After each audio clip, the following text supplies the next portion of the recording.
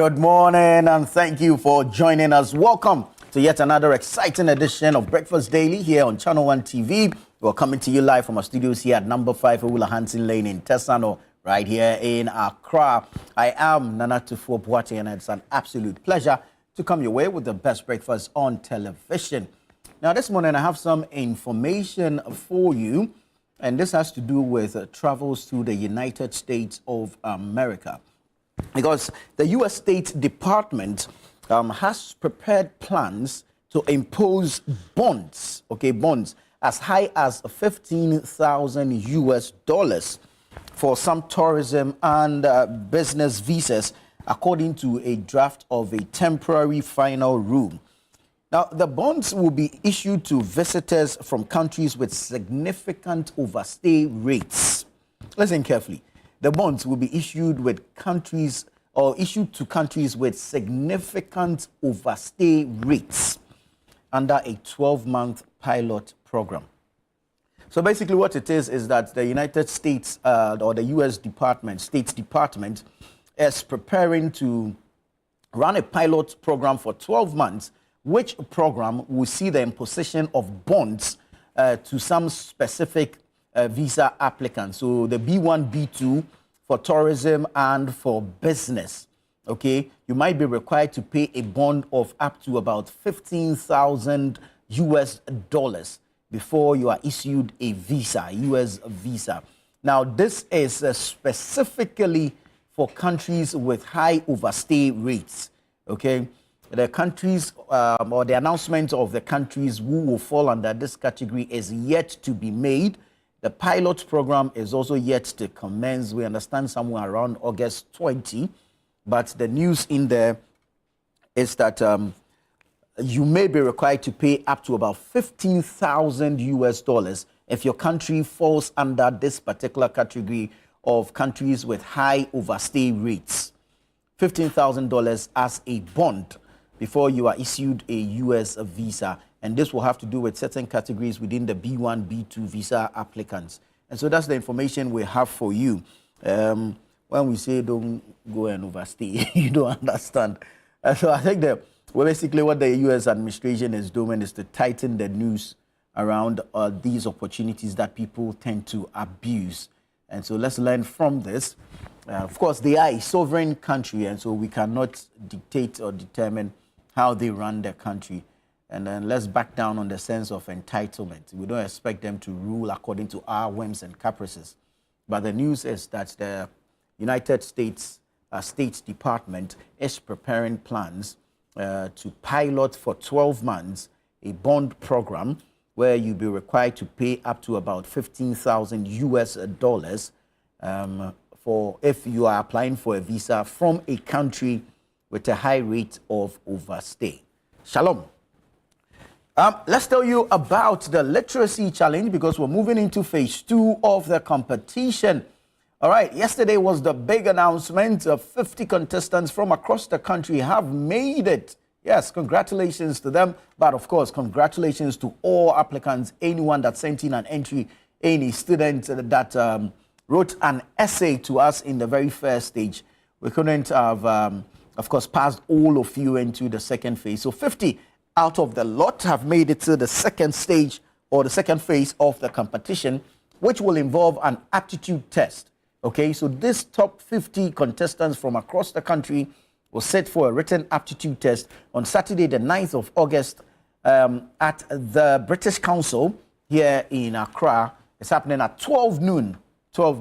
And so if you heard your name yesterday, if you've qualified to the second round of the competition, then you should be preparing for the aptitude test on Saturday, the 9th of August here at the British Council in Accra. The aptitude test, general knowledge, basically, is written. So you'd have to come in person and partake in this aptitude test, which is happening at the British Council here in Accra on Saturday, the 9th of August. The Literacy Challenge is brought to you by 97.3 City FM with support from Channel 1 TV, and it's proudly sponsored by Belmu and GB Assessment. I want to say thank you to our sponsors, Belmu and GB Assessment. Thank you so very much. Now let's skip. Okay, from August, we're jumping into September. And on the 6th and the 7th of September, the This Is Ghana exhibition is happening at the Afua Sutherland Children's Park. From 10 a.m. each day, we're bringing you the biggest platform to showcase your product as a Ghanaian producer, Ghanaian manufacturer, Ghanaian business. This is your one-stop shop to showcase your export potential to the rest of the world. And so let's all assemble, let's gather at the Afua Sutherland Children's Park on the 6th and 7th of September, 10 a.m. each day. Now, if you are a local SME, a startup, homegrown business and innovation, and of course, if you are an indigenous corporate body, this is a groundbreaking event for you to showcase your export potential to the rest of the world. We're going to have products ranging from consumables to toiletries to innovations to technology, agriculture, manufacturing, just name it. So be part of the This Is Ghana exhibition happening on the 6th and 7th of September at the Afua Sutherland Children's Park here in Accra, 10 a.m. each day. Now, you might want to register, and we need you to call now. And when you do call, please follow up with payments to secure you a slot at the exhibition. 0205-973-973. 0205-973-973. I want to say thank you to MTN, thank you to Side Hustle, thank you to EcoBank for sponsoring the This Is Ghana exhibition, brought to you by Channel 1 TV, with support from 97.3 City FM. Let's meet there at the Afua Sutherland Children's Park on the 6th and 7th of September 2025. And of course, be part of this each day from 10 a.m. Now, let me tell you the easiest way to have access to the news, to carry the news on with you, and of course, to walk the news on a daily. It's quite simple. Go onto the Google Play Store and download the Channel 1 News app. Okay? Go onto the Google Play Store, download the Channel 1 News app, and you have the news literally in your palm. You can read off from your palm the news on a daily basis, on an hourly basis, as frequently as you want it. Quite easy to navigate. The interface is quite user-friendly. And so download the Channel 1 News app from the Google Play Store and you're good to go when it comes to current affairs, politics, business, sports, showbiz, entertainment, lifestyle. We have it all there on the Channel 1 News app. Thank you so much. Now let's get into the newspapers for today. We start off with the Daily Graphic newspaper. Front page says, government activates 2 flagships. Government activates 2 flagships. Jumera apprenticeship programs receive over 230,000 applications. Government activates 2 flagships. Jumera and apprenticeship programs receive over 230,000 applications. It comes with a picture of George Opariado, what we call Pablo, Minister for Youth Development and Empowerment. Okay, let me bring you other stories on the front page. Valley View, UCC, UEW qualify for TBSC semi-finals. Valley View, UCC, UEW qualify for TBSC semi-finals. Then you have cocoa prices raised to 51,660 Ghana cedis a ton. Cocoa prices raised to 51,660 Ghana cedis a ton. We'll be looking at this story and find out what our guests think about this increase, what the farmers make of it, and other perspectives to it. GES to dismiss supervisors and invigilators caught in exam malpractice. GES to dismiss supervisors and invigilators caught in exam malpractice. We know the WASI is starting, and so the GES yesterday held a press conference to announce their preparedness for the nationwide exam. All right, let me tell you about the back page of the Daily Graphic. National Service Personnel Military Training begins August 31. National Service Personnel Military Training begins August 31. And then you have the RNAQ Foundation launches Food Bank Initiative to combat hunger and empower communities. So that's it for the Daily Graphic this morning. Bring you the Ghanaian Times now. Government increases cocoa price, reintroduces free fertilizer policy, rolls out scholarship for cocoa farmers wards. Government increases cocoa price, reintroduces free fertilizer policy, rolls out a scholarship for cocoa farmers wards. 410 million cedis earmarked for youth programs. 410 million cedis earmarked for youth programs. PIAA and Foray launch digital platform for agric financing. PIAA Foray launch digital platform for agric financing. Then you have government, I already did that one. Let's see. Read small-scale mining. Cabinet approves new national program to drive sustainable livelihoods. Small-scale mining. Cabinet approves new national program to drive sustainable livelihoods. When you go to the back page, you have CSIR and CRI unveils climate-smart, nutrient-rich bean varieties. CSIR CRI unveils climate-smart, nutrient-rich bean varieties. And then you have 2.7 million euro project launched for displaced persons, host communities in northern Ghana. 2.7 million euro project launched for displaced persons and host communities in northern Ghana. That's the Ghanaian Times for you this morning. The Chronicle Newspaper says Daddy Lumba deserves state burial.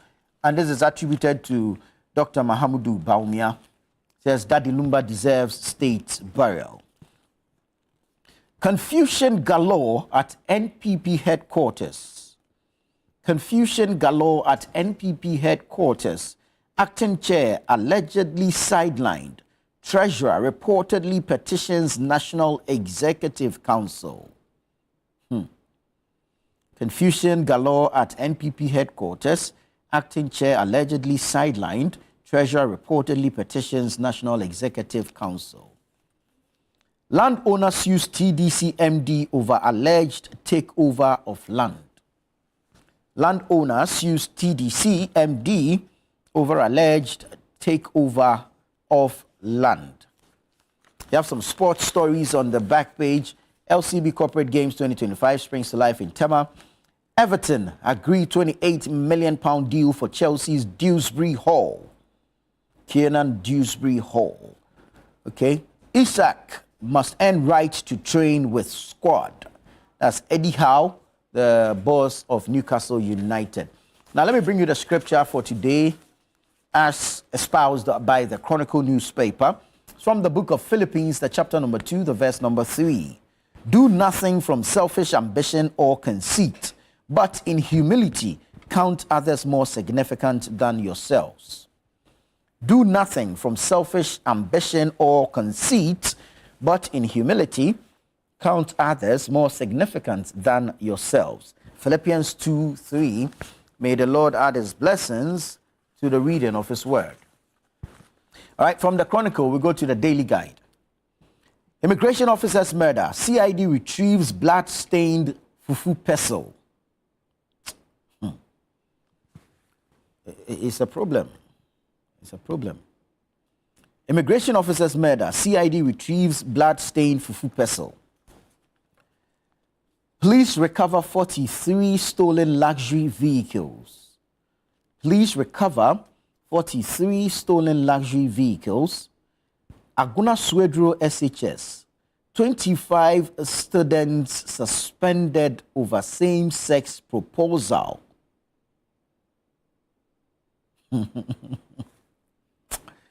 Let me leave it here. Aguna Swedro SHS. 25 students suspended over same-sex proposal. NDC's Baidu faces NPP's Asumadu in Akwatia by-election. NDC's Baidu faces NPP's Asumadu in Akwatia by-election. Well, we know that Asumadu, Solomon Kwame Asumadu, was unanimously endorsed by the party, MPP, to contest the Akwatia by-election. For NDC, they went into a primary. 3 persons picked nominations to contest the seat. All 3 were vetted and passed. Then they went into the primary yesterday. And we understand that Bernard Baidu, a private legal practitioner, is the one who won. And so he will be representing the NDC in the Akwatia by-elections, coming up against Solomon Kwame Asumadu of the NPP. The by-election is scheduled for September 2. And so our cameras will be there to bring you all the details on that. There's a final one here that says, Anna Daddy Lumba. That's according to the Asantehene Otumfo to the second. He says, Anna Daddy Lumba. So some stories there from the front page of the Daily Guide newspaper. The New Republic says, former spy boss stole German machine. BOL reveals Edubuahin, Brobe, and controversial Atachia cooked lice. Former spy boss stole German machine. BOL reveals Edubuahin, Brobe, and controversial Atachia cooked lies. I am free thanks to mafia. Adomotri bears all on how elites, NPP, and even NDC bailed him out. SML disguised as Evertex in shady airport deal. Adomotri accused of masterminding dubious GACL contract. Government set to revive Commander Sugar Factory. Then you have a sweet deal for cocoa farmers. Mahama hikes producer price to $5,040 per ton, effective August 7. That's the New Republic. Now, the Economy Times has some business stories for us. Banks expected to begin lending rate cuts this week as BOG cuts benchmark rate by 300 basis points. Banks expected to begin lending rate cuts this week as BOG cuts benchmark rate by 300 basis points. Now, Trump raises new tariffs on Ghana and others to 15% effective August 7. Trump raises new tariffs on Ghana and others to 15% effective August 7. Then you have BOG goes hard on banks to curb forex crunch as traders raise alarm. BOG goes hard on banks to curb forex crunch as traders raise alarm. All right, now let's take you online. Channel1newsonline.com is where we're starting from. Adomotri, no payments made under GACL revenue assurance contract. No payments made under GACL revenue assurance contract. That's the former board chair of the Ghana Airports Company Limited, Paul Adomotri, speaking there. He sat with Bernard Avle on the Point of View last night, right here on Channel 1 TV. And these are some of the stories. Again, Adomotri says, I respect the OSP's mandate to investigate and prosecute. I respect the OSP's mandate to investigate and prosecute. Paul Adomotri speaking there. When you go to the Eastern region, fire destroys a boys' dormitory at Umes. Fire destroys boys' dormitory at Umes. Some other stories. Apologize to cocoa farmers. Offensive South MP slams government over producer price. Apologize to cocoa farmers. Offensive South MP slams government over producer price. August 7 action against DSTV will proceed for sanity to prevail. That's Samuel Nate George, Communications Minister, speaking there. August 7 action against DSTV will proceed for sanity to prevail. Sam George speaking there. Strong CD lowest real effect of 62.58% cocoa price increase. This is according to Cocoa Board. Strong CD lowest real effect of 62.58% cocoa price increase. That's according to Cocoa Board. And then you have Bernard Bediakun Baidu wins NDC primaries in Akwatia. Bernard Bediako Beidu wins NDC primaries in Akwetia. GES assures security in conflict-prone areas ahead of WASI. GES assures security in conflict-prone areas ahead of WASI. Goldfields lease extension tied to community investment, tax compliance, and others. That's according to the Lands Minister, Emmanuel Ama Kofi Boa. He says Goldfields lease extension tied to community investment, tax compliance, others. Mahama directs Transport, Interior, and Foreign Affairs Ministers to fast-track e-visa services. Mahama directs Transport, Interior, and Foreign Affairs Ministers to fast-track e-visa services. NSA centralized management system temporarily shut down to allow for forensic audit. That's according to George Opariado, Minister for Youth Development and Empowerment. So that's the National Service Authority centralized management system temporarily shut down to allow for forensic audits. 7 injured in shooting amid Medina fire. Police launch investigation. And then you have Kimbu SHS students subjected to security checks after stabbing incident. All right, let's quickly jump to citynewsroom.com and let's see what's happening there. 82 human trafficking victims rescued in 2025. 82 human trafficking victims rescued in 2025. Then you have DCE stops poorly executed school project in central Gonja. DCE stops poorly executed school project in central Gonja. Medina MCE alleges arson in Reeds Junction fires. Medina MCE alleges arson in Reeds Junction fires. NIA to prosecute Ghanaians who vouch for foreigners in Ghana card registration. NIA to prosecute Ghanaians who vouch for foreigners in Ghana card registration. My supporters were protesting bail terms, not defending wrongdoing. My supporters were protesting bail terms, not defending wrongdoing. That's according to Paul Adom Ochre. We hear from him again, and he's saying that I was not maltreated during OSP detention. I was not maltreated during OSP detention. That's Paul Adom Ochre speaking, the former board chair of the Ghana Airports Company Limited.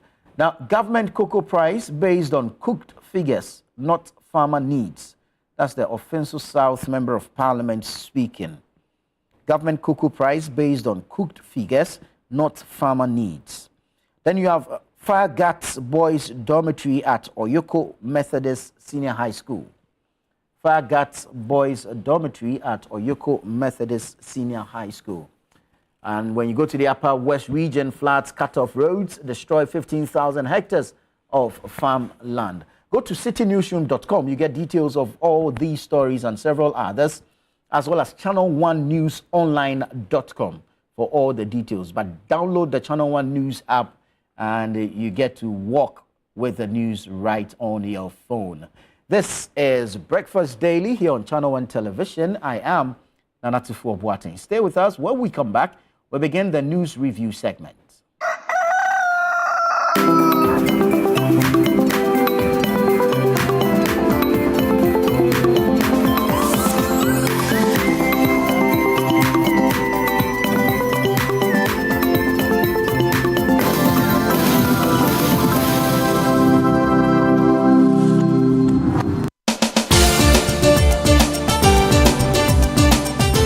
Nation full of questions, where truth often hides behind noise, one show dares to ask what truly matters face to face. With fearless clarity and a quest for accountability, host Marisanda Amadou sits down with the movers and shakers of politics, governance, society, and business, confronting the issues that define our national conversation. The party itself has said that whenever you're in opposition, you should choose flag bearers early. So what you are trying to tell me is that you want somebody who is going out to come and select a leader for you. So the next person will come and say, but I didn't select him. Direct victim of attack, violent attack.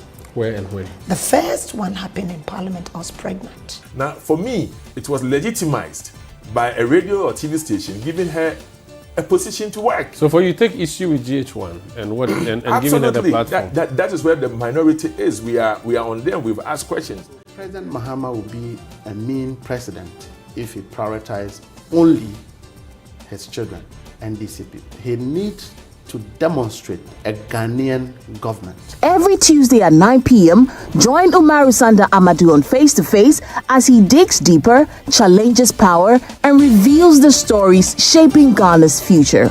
Only on Channel 1 TV. Accra High School announces Founders Day 2025. We are delighted to invite you to our annual Founders Day celebration themed Trailblazing Education, Private Initiatives, Breaking Barriers in Ghana's Post-Basic Education. Join us on Sunday, 17th of August 2025 at 11 a.m. at the school forecourt as we honor our founders and celebrate innovative efforts shaping the future of education in Ghana. We look forward to your presence as we reflect on our journey and explore new avenues for progress. Our guest speaker is Onukba Peter Yao Bosruchi and our chairman is Onukba Daniel Ni Otokuno Saki. Don't forget, it's Sunday, 17th of August 2025 at 11 a.m. at the school forecourt. See you there. Redimentis opportunitatem.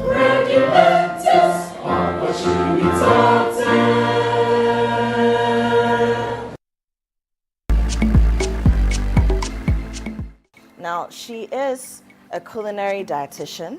She's very passionate about healthy food, healthy living. I mean, it explains why she entered the profession that she did, right? Allow me to welcome Georgina Elom in Tem. I came with this gift for you. Thank you. The dietitian. Thank you so much. Yeah. I see kontomire. Yes. I see yam. I mean, you mentioned abu, but I'm seeing things that usually don't go with abu. The turkey berry, when you take it raw, there's an element in it that inhibits the iron absorption, so you don't get the full benefit of the iron.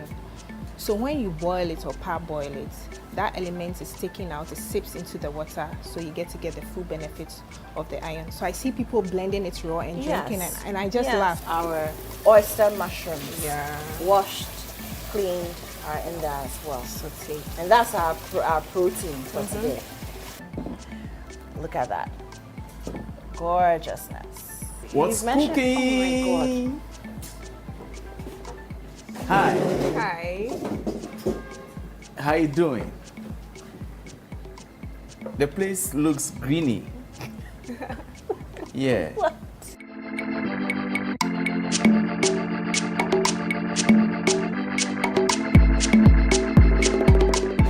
What's Cooking is brought to you by Tasty Tom and Lily Rice.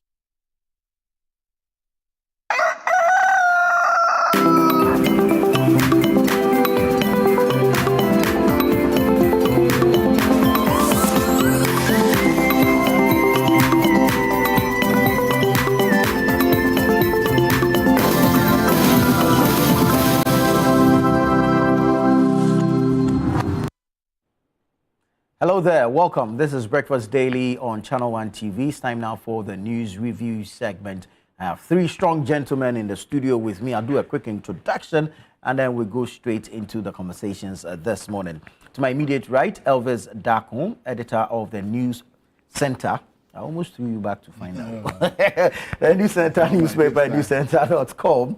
Elvis, good morning. Good morning. Seated next to him is the Honorable Frank Efree, a member of Parliament for Afajatu South. Honorable, good morning. Good morning. Good to have you. And a former member of Parliament for Anya Sotuom, Dr. Dixon Adumaku Kisi, is also here. Good morning. Good morning. Good to have you. Good Except that I like your pink. Thank you. It takes a bold man to wear pink. I'm taking after you. Anyways, we're getting straight into the conversations this morning, and we're starting with cocoa prices.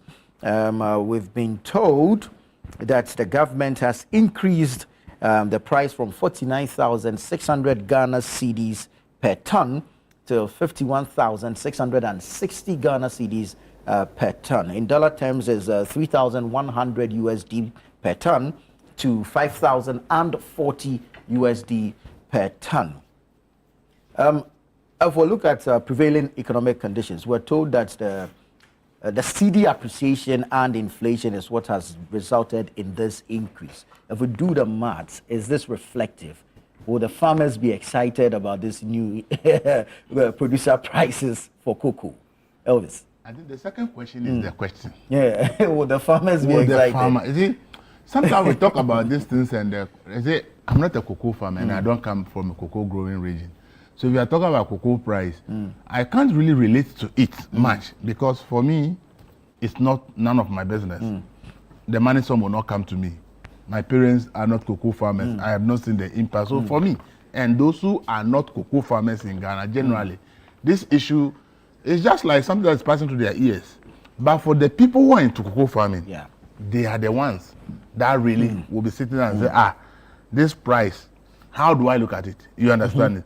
So this issue is more about how will cocoa farmers respond to this increase? Right. You see, when I always say that politicians should manage expectations, they will never listen. They'll go and make promises. And then when the reality catches up with it, they are finding explanations around their promises. Today, somebody will play a two-forces voice to him. You said a bag of cocoa, NDC will give farmers 6,000 a bag. Now you are the finance minister. You are the cocoa board is under the Minister of Finance. That's why he announced the price. You promised them 6,000. Whether they voted for NDC or not, NDC wins and say, oh, this government said they will give us 6,000. Your first increase is what? 3,228 cedis, 75 pesos. It increased from where? 3,100. I'm talking per bag. Per bag. 3,100 cedis. Per bag. So how much did the government added? 128 cedis, 75 pesos. The government that promised that they will increase from 3,100 to 6,000. Total increment is what? 4.15%. The previous government, the previous season, 129% increase. Because of campaign and politics, say, oh, the government is cheating the farmers. Farmers should not agree. Farmers should protest. If you are giving the mandate, you give them 6,000 per bag. You said all these things. Now you won the elections. Your first increase is 128 cedis you're adding the farmer. How do you expect the farmer to see politicians? See, I said that there are a lot of things politicians who admit that it is not within their control. Manage people's expectations, and then when things happen, you have opportunity to be able to tell people that, oh, well, at least we didn't promise that much high. But then when, because of campaign, you go and make that big promise, it is possible, it can be done. This is the case, even the price of cocoa on the world market has actually gone up compared to the one you were saying that they were being cheated. But you are now giving them 128 cedis, 4.15% increase. And you expect the cocoa farmer to trust the politician. See, when we take these things out and find out what really are the issues, there's the explanation that cedi has gone up. Please, are cocoa farmers the only people who are enjoying the benefit of cedi going up? So why should they be the ones down? Elections. Just about last month, President Mama went to a function and said that the chief executive of Ghana Cocoa Board has told him that cocoa prices are going to be increased significantly. And cocoa farmers will be happy. So if you don't have a cocoa farm, go and look for a land and start cocoa farming. The question is, at the time President Mama was making that statement, the city had already appreciated. Are they saying that they didn't do the calculation to know that the increment in cedi is going to be very minimal? Because if they had done that, then President Mama will not be telling cocoa farmers that their prices are going to go up significantly. Because he would have known that the price in cedi is not going to go up significantly. But even as of just last month, when they knew that the cedi has appreciated and therefore what cocoa farmers are going to get is going to be small, the president was still telling cocoa farmers that they are going to get good news. And that even if you don't have cocoa farm, go and look for land and start cocoa farming. I want to say that people don't tell the truth to the presidents. They go and tell them things that will make the president happy. And they know that our presidents largely do not put counter-intelligence on their appointees to be able to know that what this person is telling me is not the reality. They accept everything that their appointees tell them. So they go and deceive the presidents. And then they go and make public statements. And then the reality shows that the president, what he said, does not reflect the reality. And then people start accusing the president is lying. We should begin to reduce these things. See, what this thing is doing, the problem politicians have is that it's reducing trust of the public in politicians. The public keeps saying that the politician will promise big, and then when you give them the chance, they deliver small. And it is same all over. It is because they don't manage expectations. And if we don't reduce this kind of development, public confidence in politicians and governance in general will continue to dwindle, which is not good for all of us, because if it continues to a point, people will just say, then this democracy is useless, because the politicians will just come and tell us some big things, and when we give them the power, they will come and deliver some small things, and they'll be giving excuses. All the explanations people are giving to this, look, let me tell the government, they should stop this kind of explanations. It will not go down with any farmer, because the farmer that you told that 3,100 is not good at all. The government doesn't like cocoa farmers, deceiving them, cheating them. So you are going to give them 6,000, and I are giving 3,220, and you are adding 120. You want that cocoa farmer to accept your explanation. You are not. If you are in that person's shoe, ask yourself, will you accept that explanation? You, the politician who is trying to go around this thing, ask yourself that you are not the politician, you are the cocoa farmer, and somebody promises you 6,000. And I give you 3,228. It's adding only 128 Ghana cedis to it. If you were the one there and somebody is doing this, will you accept it? I think that their communication is wrong. They should just accept that the promise has not been fulfilled. However, there's some little good news over there. And I think that if they want to gain something from the cocoa farmer, that is where they should be focusing their attention rather. Okay. The previous government said there was smuggling of cocoa fertilizers and inputs. Yeah. So they cancelled cocoa fertilizers, free cocoa, and they made the farmers to buy the fertilizers. Okay, so the amount they were being paid by the previous government, though high, they had to use part of it to buy the fertilizers and inputs. Though this government increase is small and far below the promise, the government had decided they will bring back the fertilizer and the input scheme. And I think that is where their focus should be, that yes, we may not be able to give you the 6,000 we promised or the higher prices, but then the fertilizer that you are buying, this time around, we are going to get it free. So just add it as an addition to the price. Okay? Just add it. So that the farmer will say, okay, yes, it's true. Even if they had given me maybe 4,000 or 5,000, and I have to go and buy all the fertilizer I need, the chemicals, the pesticides, and therefore if I'm going to get them for free, at least it's an addition. It's not cash, but if I'm going to buy with money. So I think that the government communicators and the government itself should shift from this idea of the CD appreciation and the rest. I said that is not going to give the government any advantage. In fact, it will annoy people and it will get people angry at the government. And I think that if they don't want people to be too angry with them for not fulfilling the 6,000 promise, they should be touting the incentive and say, in addition to that, there's some scholarship program we are giving you this thing. Tertiary, you understand it? The scholarship, the previous Cocoa Board administration had actually planned that. Did they go up to tertiary level? Yes, because the free SHS is curtailed. So back and forth question will be asked, then how does it benefit the cocoa farmer? So they plan to do tertiary. But maybe that I ask myself, a cocoa farmer whose children have finished school, they are not schooling, how does it benefit from the tertiary scholarship? A cocoa farmer whose children are yet to get the tertiary level, how does that benefit? If that is actually money you can add to the price, why not? But put in a scheme where some will benefit, some will not benefit. But for the input, every cocoa farmer will get it if you are able to manage to control the smuggling. Then every cocoa farmer is likely to get it. So there is equity in there. That if you are talking about scholarship, I always say that this kind of scholarship lacks equity.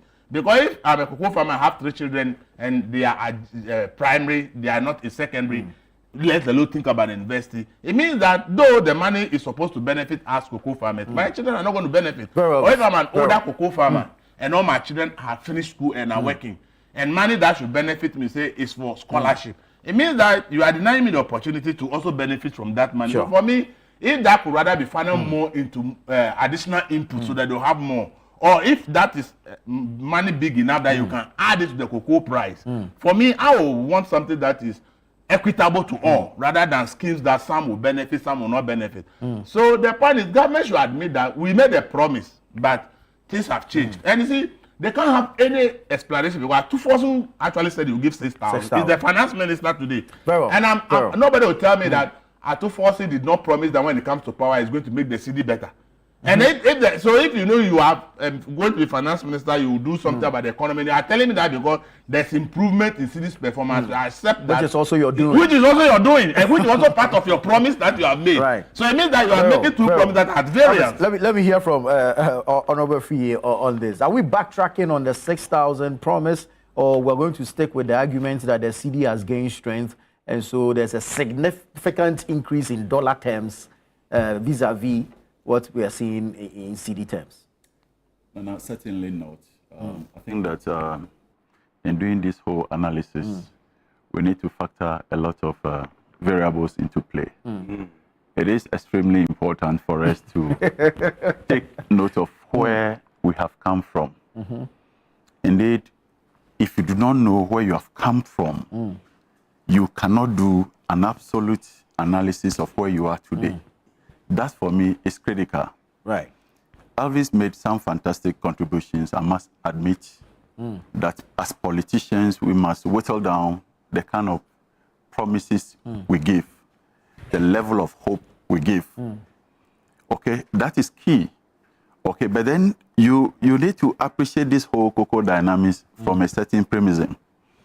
Now, we took over the mantle of power, particularly the cocoa sector, at a time that the sector was ridden with a whole lot of debt.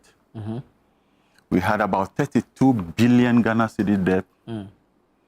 The sector couldn't provide cocoa in commitment to a tune of 330,000 tons. There was high-level despondency among farmers because production cost has significantly surged. I mean, they complain about lack of input, as Elvis rightly pointed out. In fact, it is the case that under the Nanado-led administration, farmers were never given free fertilizer. What they were giving was subsidized fertilizer. It was Mahama who gave fertilizers out free at cost zero. That point must be made and underlined, sealed.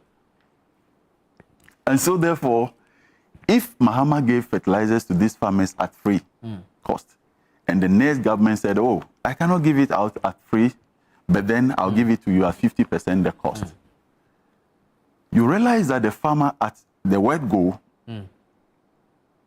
will lose the interest, the appetite to even go into fresh production. We got to a point where even chemicals to spray these farms, established farms, not the new farms, was a problem. So you talk about control of black pot. And then as for swollen shoot, cocoa swollen shoot disease, once your farm is infected, there is no cure for it. It's a viral, very strong viral disease. So you need to cut it down. But for black pod, you can control it. And of course, you can control insects that affect your cocoa, the young cocoa seedling, and then pods as well. So your capsid spraying, routine spraying is key in this whole exercise. All these were not available. And so we have witnessed a systematic development where farmers intentionally, in the full glare of the public, were selling their cocoa farms to galamsey operators, cutting down their cocoa farms, and because there was absolutely no hope. This was the reality we faced and we inherited. And so we have come to say that, yes, there is the need for us to start afresh. There is the need for us to reset and reform that institution, and in order to restore credibility. Because you recalled that somewhere in 2024 season, Cocoa Board even attempted taking the traditional syndicated loan, and they failed. Yeah. And the underlying word was that they lack credibility. When you were contracted to supply a certain tonnage of cocoa and you failed, the next time you go into the market, nobody will take you serious. And so for me, I am putting this very ugly development on the table for us to appreciate where we have come from, what Mahama has inherited. Now, it is also true that leadership must be held accountable for its words.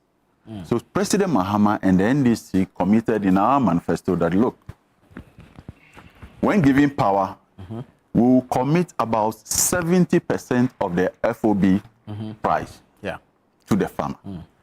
Today, the reality is that we do not sell our cocoa in cities. Cocoas are not sold in Makola or Afajato. Cocoa is sold offshore. And so the currency for the medium of transaction is the dollar. The dollar. So government received this year or season 7,200 FOB price. Yeah. And in tune and in compliance with the president's own promise to farmers, 70% of that, if you do the mathematics, it will give you $5,040. So that one, there is no debate about it.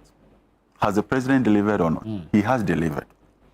Where we are now is the real value of that 5,040 vis-a-vis the strength that the city has garnered in recent time.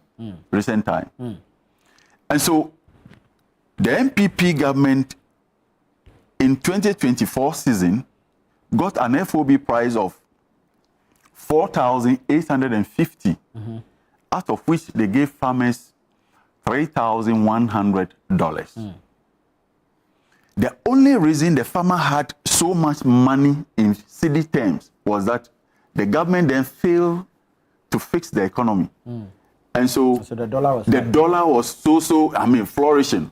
You pick $1 and then you need to get several tanks in order to carry your Ghana city in it. Today we have all seen and have all agreed that, look, when you have so much cedi and when you go to the market, that cedi is worthless. It cannot purchase man. It doesn't serve us any good. And so the question we need to ask is that when the farmer got 3,100 Ghana cedi under Akufo-Addo, what was the real value of the farmer's purchasing power when he goes to the market? The cocoa farmer also buys cement. The cocoa farmer buys roofing sheet. The cocoa farmer, just like all of us, buys medication for diabetes, hypertension. And so I do not see the significance of failing to fix an economy, and an economy whose exchange rate has gone so high, where the dollar is so high compared to your cedi. And that has made your cocoa farmer to get so much money at hand, but when he goes to the market, the value of that money is near zero. Now, another angle we must not lose sight of was the inflation rate at that time. Plenty angles. In 2022, inflation skyrocketed to a tune of 54%. What that means effectively is that you have given 3,100 cedis per bag of cocoa price to the farmer, and you have automatically, with one hand, you have taken 50% of that money with another hand. So no wonder the government then claimed that they were paying cocoa farmers well. But if you look at the record, as much as 100,000 tons of cocoa was smuggled out of the country. If you know very well what smugglers go through, you appreciate why somebody will attempt smuggling out cocoa to a tune of 100,000 tons, taking all the risks at a time that the value or the market value in your country is supposedly high. The farmers were not getting the real value for their money. So, admittedly, President Mahama made a commitment of 70% he has given. Right. Again, the finance minister says that we will give you 6,000 Ghana cedi. Yes, he has made that commitment. But as at the time he was making this commitment in January when he was being vetted, what was the value of the cedi to the dollar? It was hovering around 15 something. And truly, if you use that value now against the $5,040 that the farmer is being given now per ton, I am sure that we all on this table come to one conclusion that yes, he has even delivered more. But then, where I agree with Elvis is that we must go to the field. We must tell the cocoa farmer that we have not given them a raw deal. Indeed, we are minded by the fact that when you have 6,000 in hand, and that 6,000 cannot even buy you 3 bundles of roofing sheet, it's meaningless. So we are fixing the basis. Today, the money in your hand may not be that much, but it gives you some stability. Again, he made a very classical point to the fact that the farmer under the MPP government will have to use a considerable amount of money out of what he's paid from his cocoa price to buy fertilizers, to buy chemicals, to buy inputs. Now government is saying that we want to restructure this subsector. We want to get it more appealing once again. Mind you, when the cocoa sector flourishes, we are protecting our ecological integrity. All right, so the president has delivered on the FOB promise. Absolutely. But the finance minister has not delivered on the 6,000. And I've seen the attempt at explaining it. But what was the basis for making that 6,000 promise? The finance minister made that commitment, as I said already. At the time, the cedi's value was about 15 inching to 16. I'm asking this because he's the same person that promised to fix the cedi. Yes. And he's the same person that promised to give cocoa farmers 6,000 per bag. So he took into cognizance prevailing conditions then and what his plan was ahead. So he knew what he was about. Yes. Then the finance minister also knew that when you give so much money to someone and the man goes to the market and the value of that money is almost zero, then you haven't done anything. Mind you, the cocoa farmer is not cultivating cocoa to sell, to keep the money for aesthetic value. Just no. It's not just to stash his trunk in the house. For over 6 months. He's had more than one opportunity to review the prices. We have had ministers who have worked in the last 8 years. Ask yourself, where have they sent it to? We have lost and missed all the targets, the production target, we missed it.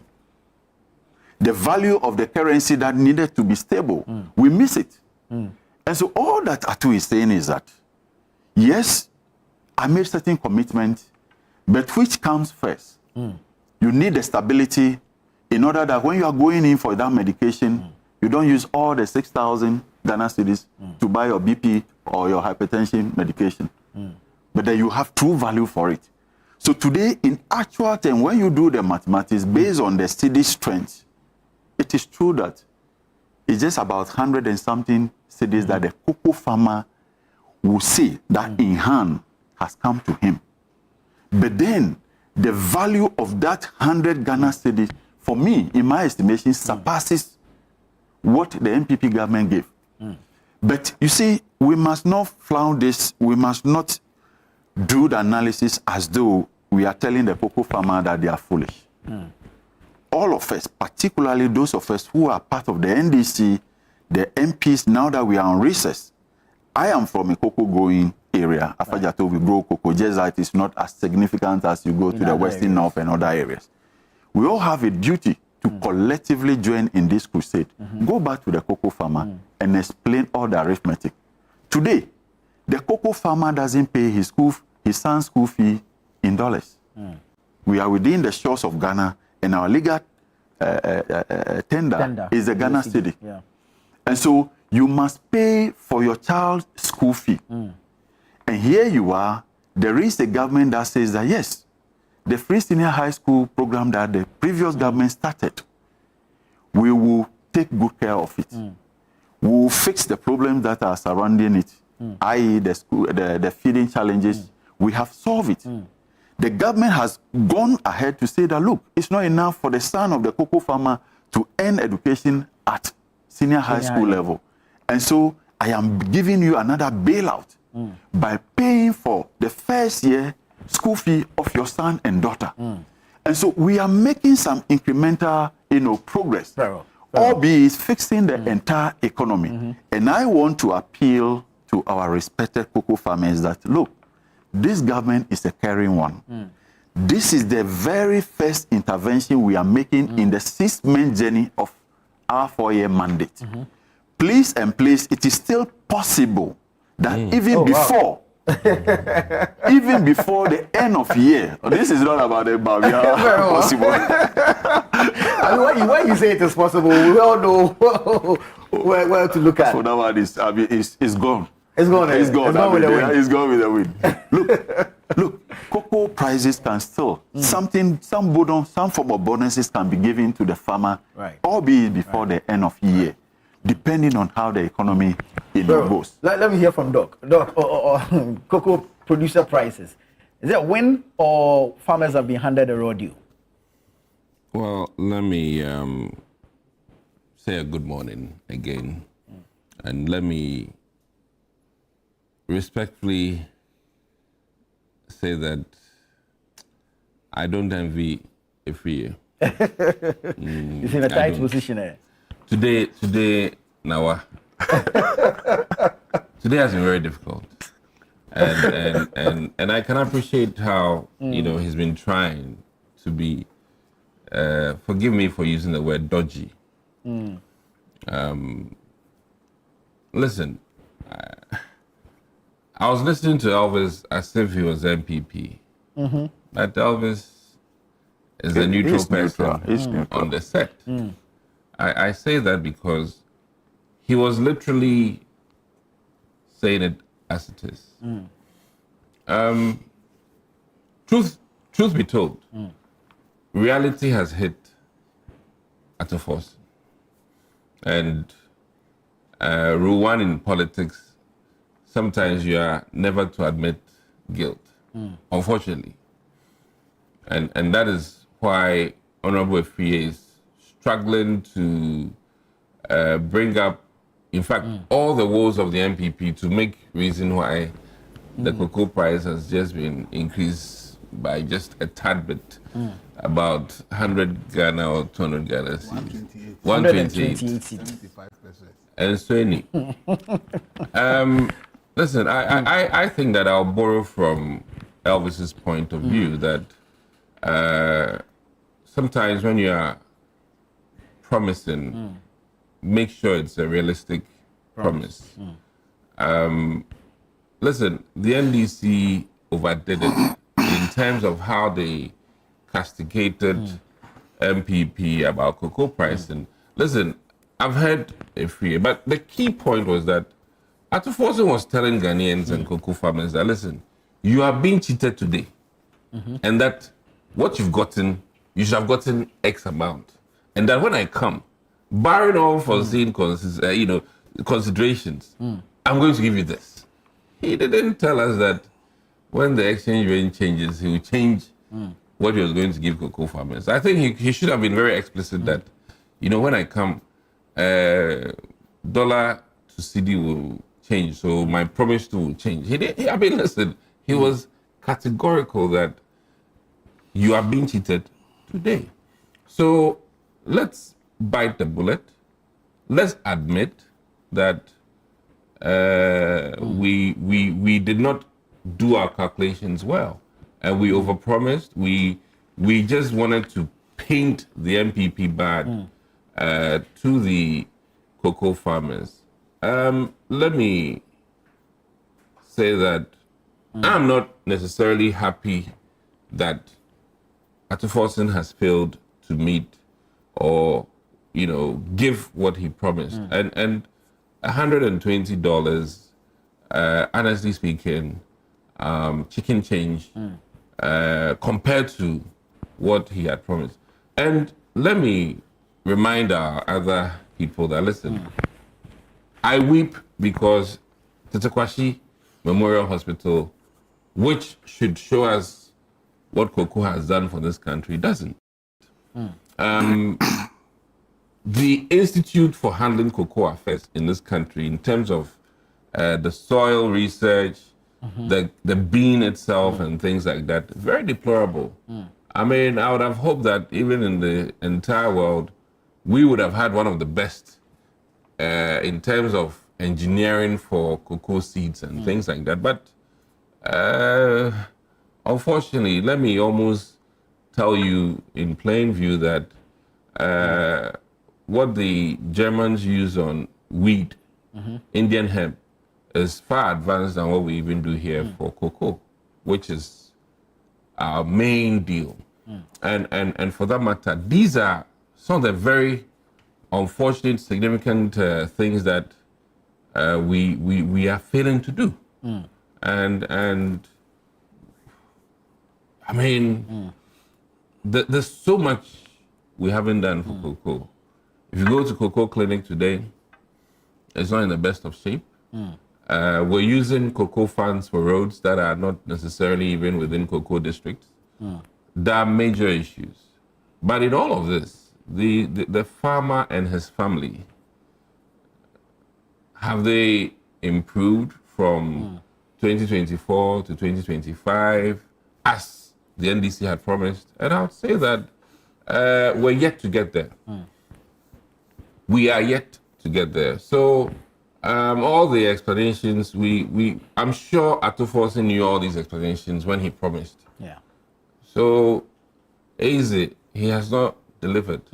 And if you look at where we were supposed to go, which is 6,000, and when you start off with 120, I don't know how you can appreciate to 6,000 from 120 within the next several months that you have in power.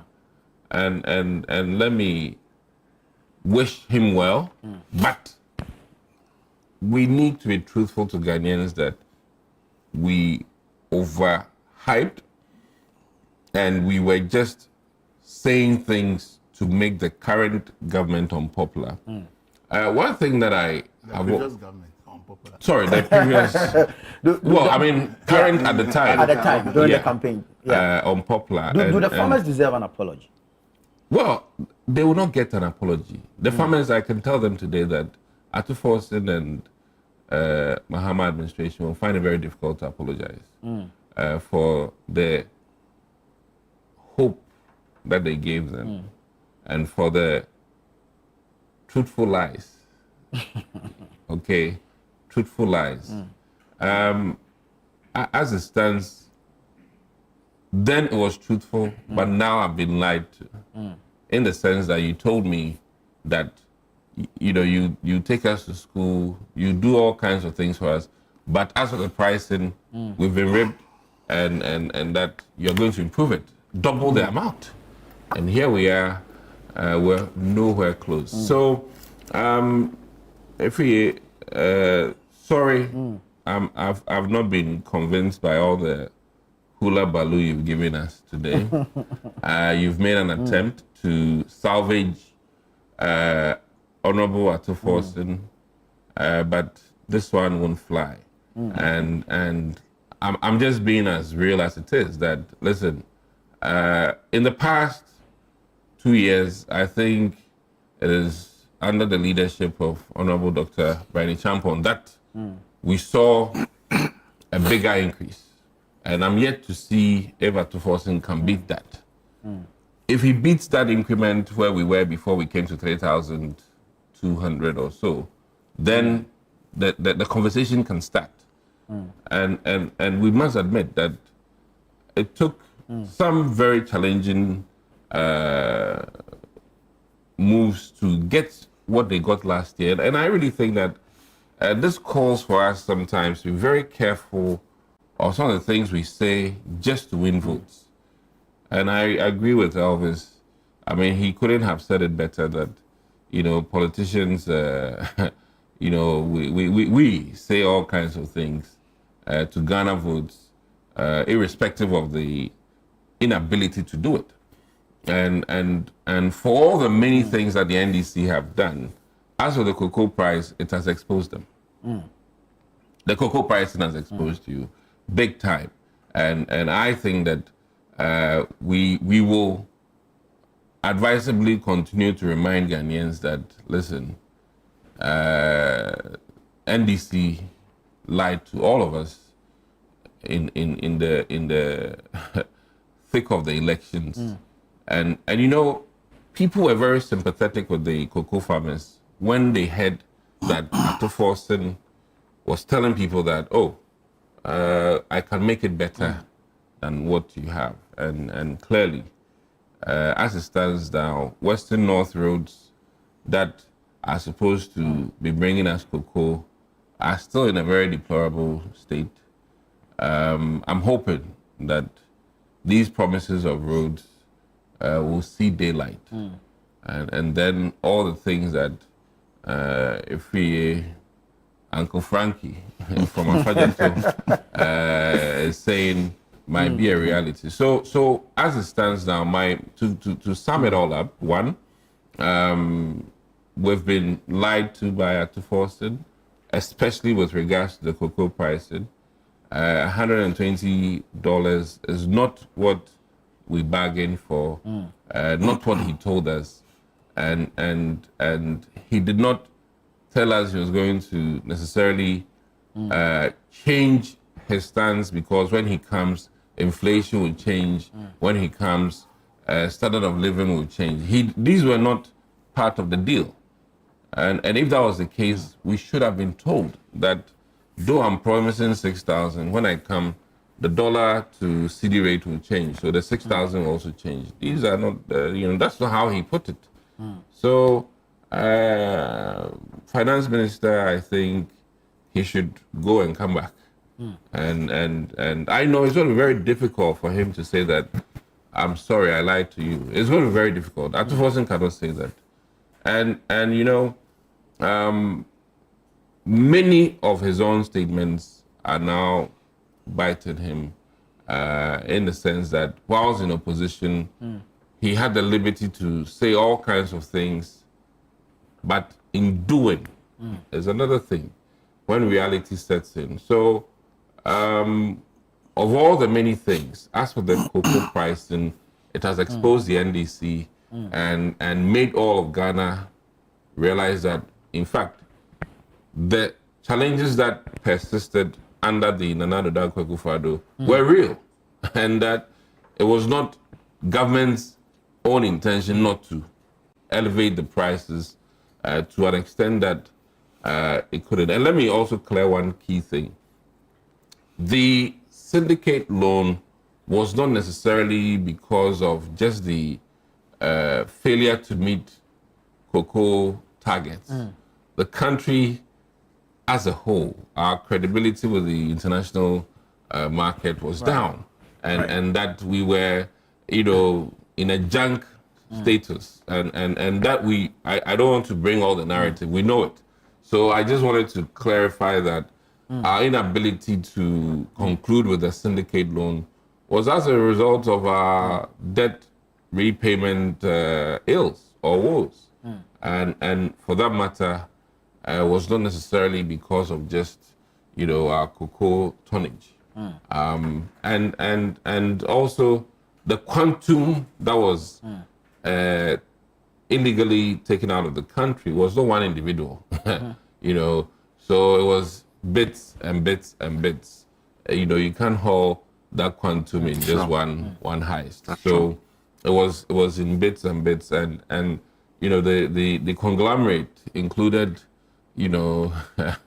all kinds of people, because I can almost tell you that to get things out of our borders, it takes pain a little here and there to get it out of the borders, and some of them were as a result of the unfortunate scenarios, and in concluding, also the Galamsey bit with cocoa lands. In fact, the temptation is quite heavy. If you look at the world market for cocoa products, and then you look at the world market price for gold, and the rapidity in which you can get your gold as compared to farming over a period. I mean, you are likely to fall for peking crime. You know what peking crime is? You know, you get your cachito right away. And those are the reasons why retraining the cocoa farmers, reorienting them is very, very important. And I think that part of the solution really must be an effort of government to do large-scale cocoa farming by themselves. Right. I mean, you know, instead of this whole small pockets of cocoa farming, I really think that as a country, we've been blessed since the Kwashi embarked on this journey, and we've not really sat down to plan for it. Right. You know, I was watching how the Americans were planning for their Arlington Cemetery, and Masa, they sit down and plan for a decade on burial of military men. And if I tell you the budget for burying military men alone in America, you'll be amazed about the thinking and the time that has gone into it. And here we are, cocoa farming. We leave it at the mercy of a yearly, you know, governmental type arrangement. But I think that if we really want to be serious, the cocoa industry needs to be almost independent of, you know, government. And take decisions that are very bold and into 15-year sort of track, you know, planning, so that they can help us improve on our export of cocoa, or even the processing of cocoa in this country, and how we can also market for Ghanaians to consume more cocoa drinks, and you know, instead of all of these imports of orange juice and all these things. In about, I think 2016 or 17, I was in Mexico and for a trade program, and when I looked at the cocoa products in Mexico, I was like, what are we doing in Ghana? Even our Nestle products are so limited. But the same Nestle in Mexico has so huge a variety, and I really think that you know, the CSIRs in this country need to improve on letting us know all the various things we can use cocoa for, even cocoa oil, hair products, all of that, and all of this also will show up the interest in farming. So I've not been impressed with Ato Forson. I feel like he lied to me as an ordinary Ghanaian, and the hope was actually hopeless. Very well. Very well. A few messages here. This one says, has the price of bread, cement, or kinky changed? I appreciate the CD is doing well, but how has it impacted on the cocoa farmer? This one says, good morning, Mr. Host. Please let the MP for Afaja to tell Ghanaians the prices of a bag of cement and a packet of roofing sheet, if there has been a drop or increase from the previous price when the NPP left power. Nana Amwako from Mania sent that. Good morning, my favorite Channel 1 TV. I greet you all. I greet you, Nana. You're doing great. Thank you. He says, it was my son who saw Elvis and started shouting, Daddy, come and see your man. I greet you, Elvis. This is Francis from Bongo. This one says, good morning, Nana, and your fine men, except the NDC man. Oh, why? Please ask him to stop. Okay, he's asking if they do not have any shame. He said you emphatically made a promise to pay cocoa farmers 6,000 in August 2025, and here we are when you had failed to deliver your promise, with you trying to convince us. Your social media government has only added a value of 128 Ghana cedis to it, the old price. Give credit where it is due. The MPP did well with all your explanations. If you inherited a collapsed economy, as you put it, yet skyrocketed cocoa prices at 3,120. In Ketia from Cape Coast. Okay, this one gives us a proper breakdown. It says, in January of 2024, the world market price of cocoa was $13,000 per ton, with an exchange rate of $1 to 15 cedis back home. Okay, The NDC suggested the previous government should have paid cocoa farmers 6,000 cedis per bag, with some officials even advocating for 7,000 cedis per bag. Now, with the world market price at $9,770 per ton, and using the NDC's suggested price calculation, $13,000 should have been equal to $6,000 per bag.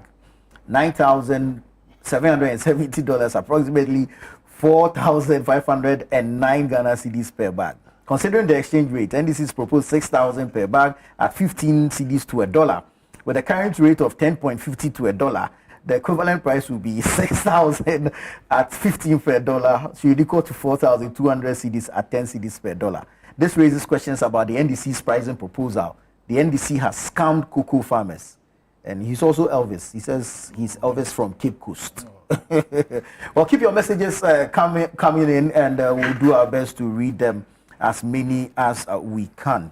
The minister yesterday set a target in there that is expecting a yield of about some 650,000 tons within the 2025-2026 crop season. Feasible? See, there are issues in the cocoa sector. And one of the issues not talked about, which the NPP has done very well, but it's not made pop.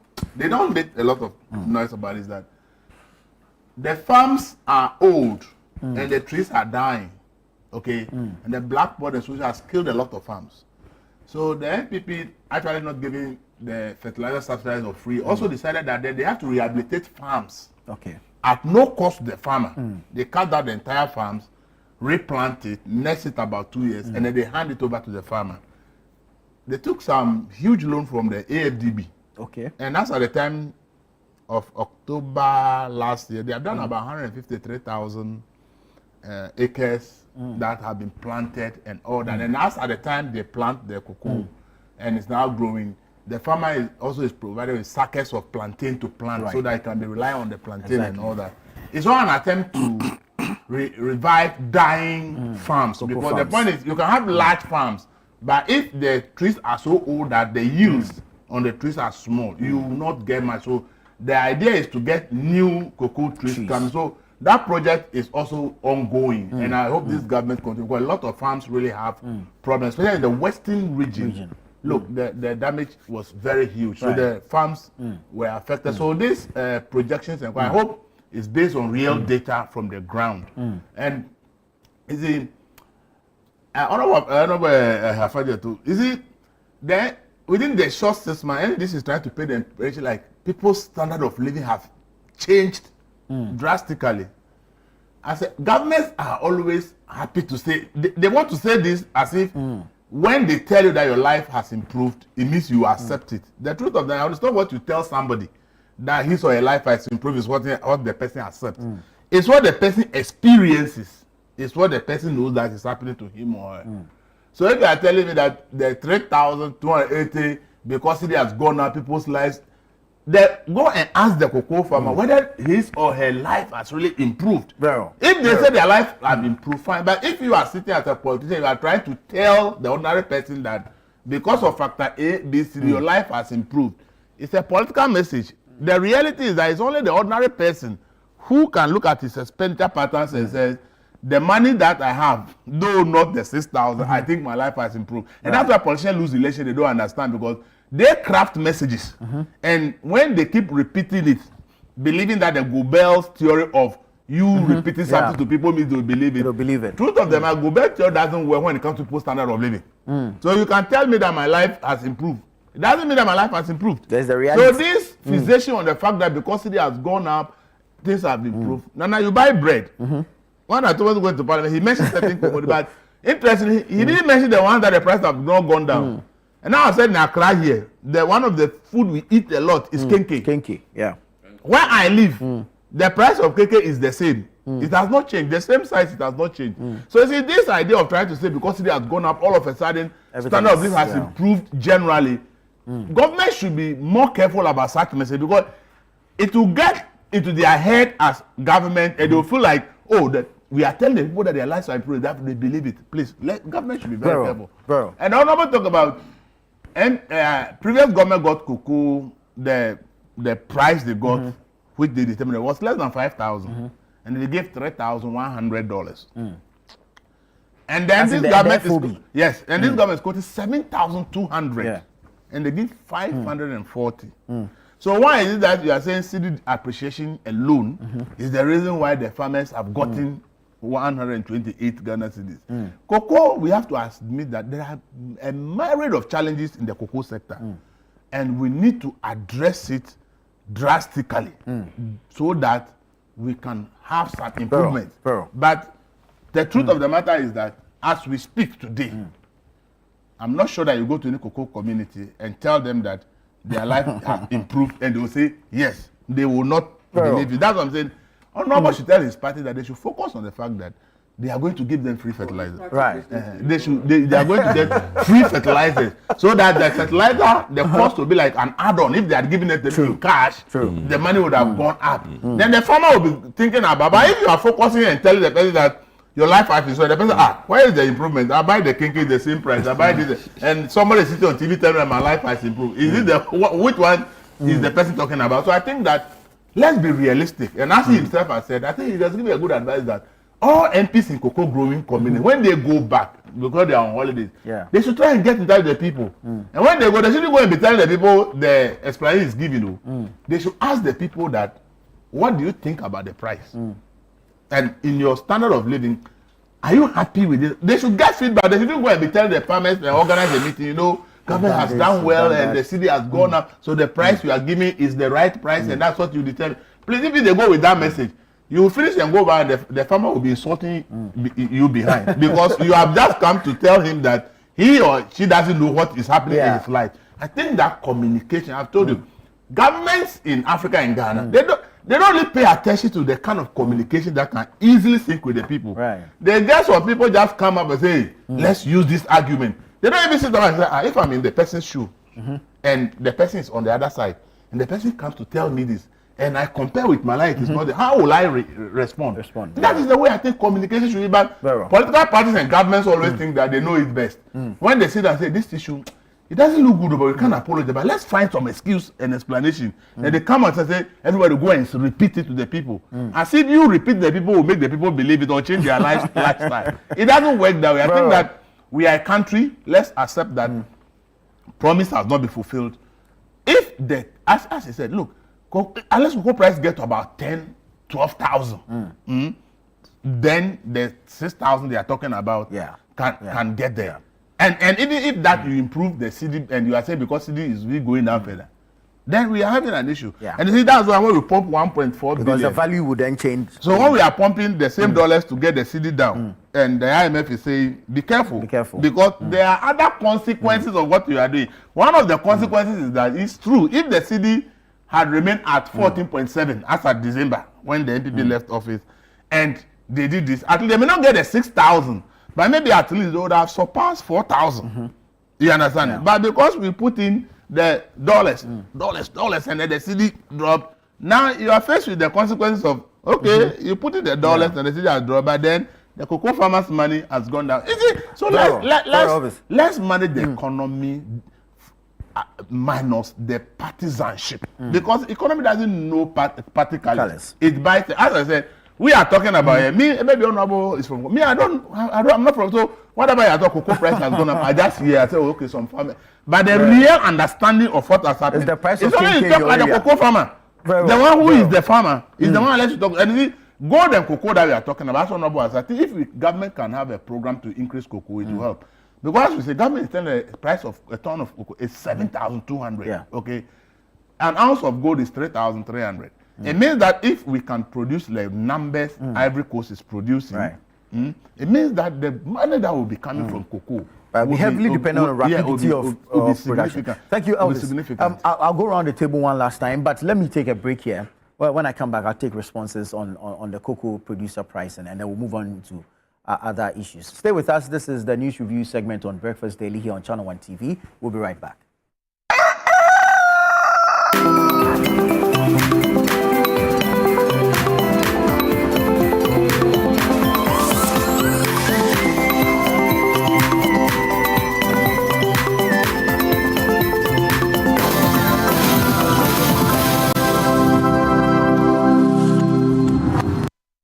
Life moves faster. Cooking shouldn't slow you down.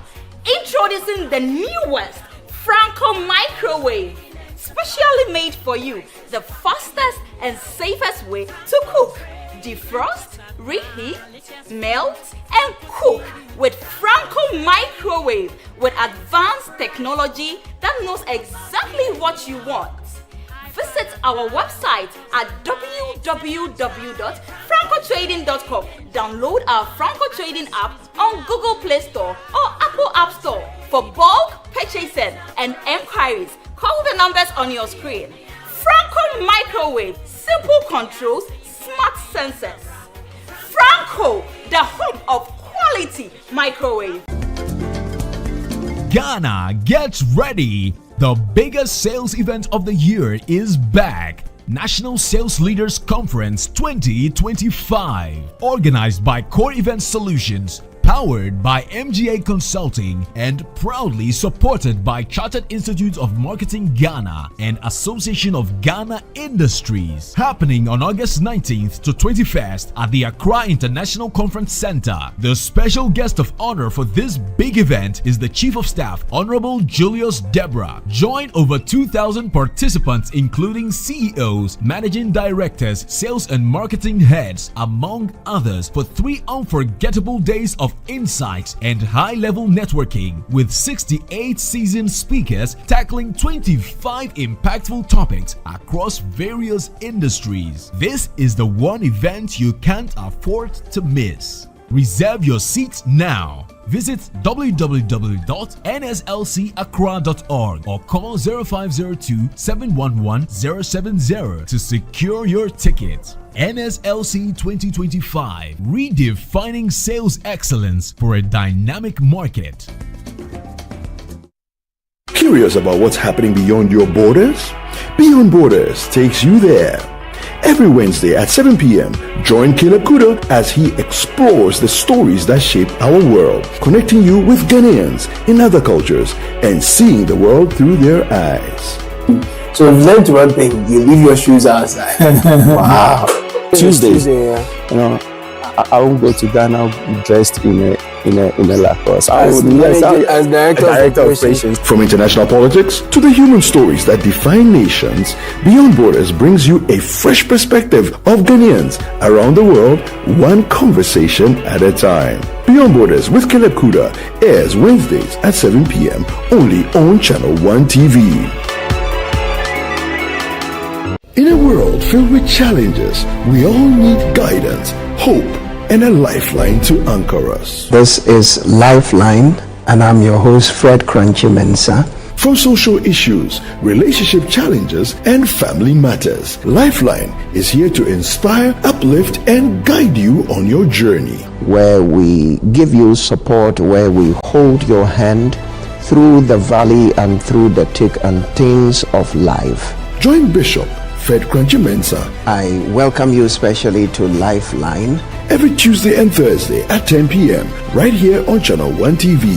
Let's walk this path together, strengthen our faith, our families, and our lives. Lifeline, because every soul deserves a guiding light. Tune in to Lifeline on Channel 1 TV and let's grow together.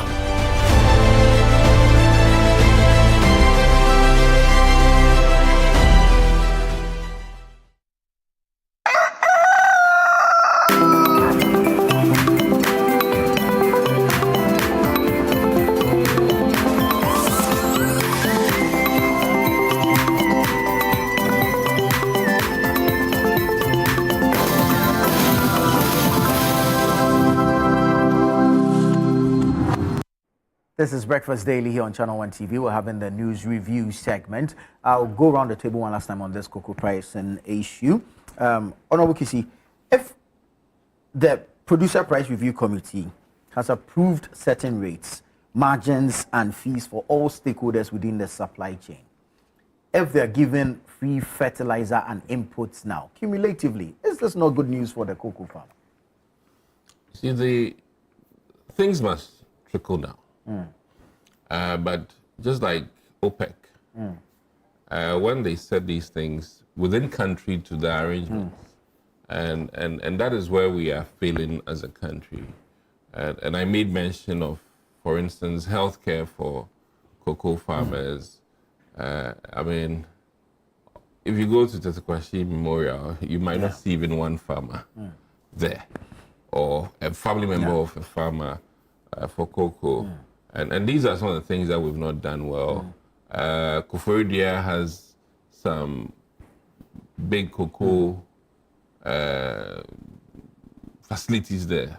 And what I mean is a tennis court and things like that, which farmers do not even partake. So certainly, I think that as a nation, as part of our development, we really need to sit down and do an apolitical meeting with regards to cocoa sector and see how best we can revive it. And admittedly, we need to be mindful of the fact that China now even grows cocoa. Yeah. And they are, as it is, bulldozing us out of the cocoa industry in terms of volumes. And if the Chinese were purchasing cocoa from us, now if they are making over time, we might be left with our own cocoa beans. And these are things that we need to be thinking of as a country. So, one, we need to be apolitical about the whole cocoa thing, and then admit that there were true challenges why the MPP struggled to even get to the numbers that we got to. Yeah. And that rhetoric that we were ripping farmers off should be washed.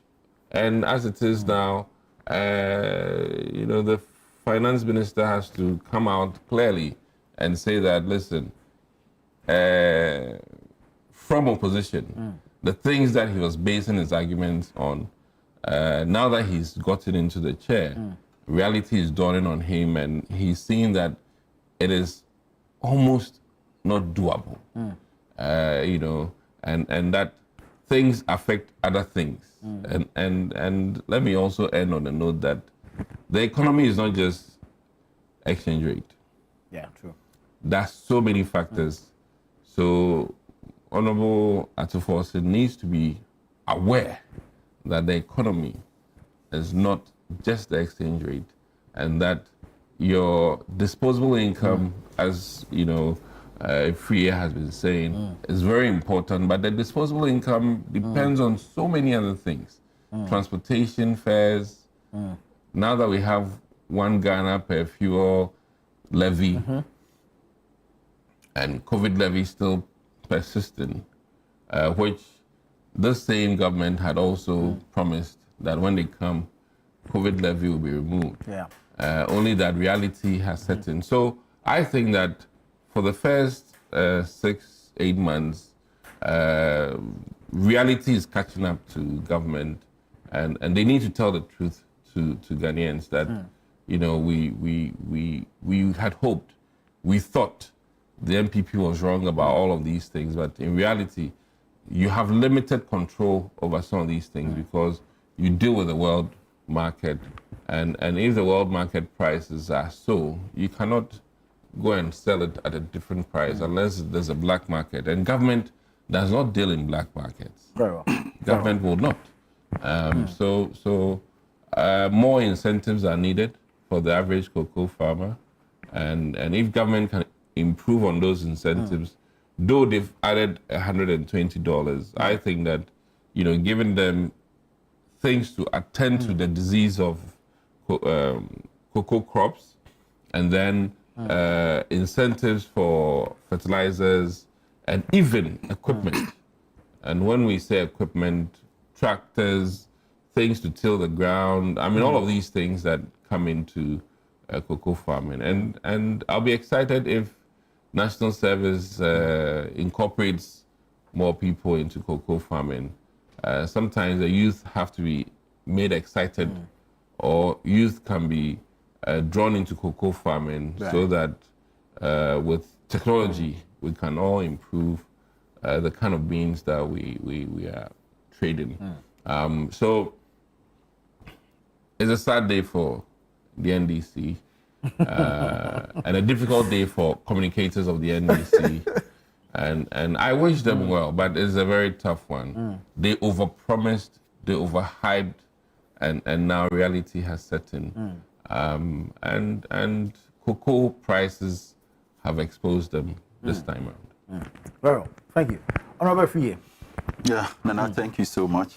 I think it's important to make the point that His Excellency John Dramani Mahama's government is ever amenable to all feedback from the table and every other place. Governance is about listening to the people.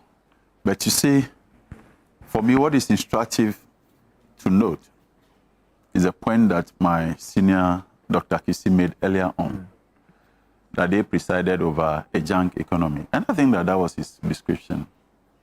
Economy that was in a junk status was a hopeless and useless, excuse my words, economy. Okay, so if you inherit a mess, such a deep mess, your first preoccupation is for you to fix the basis. That is what this government is attempting to do.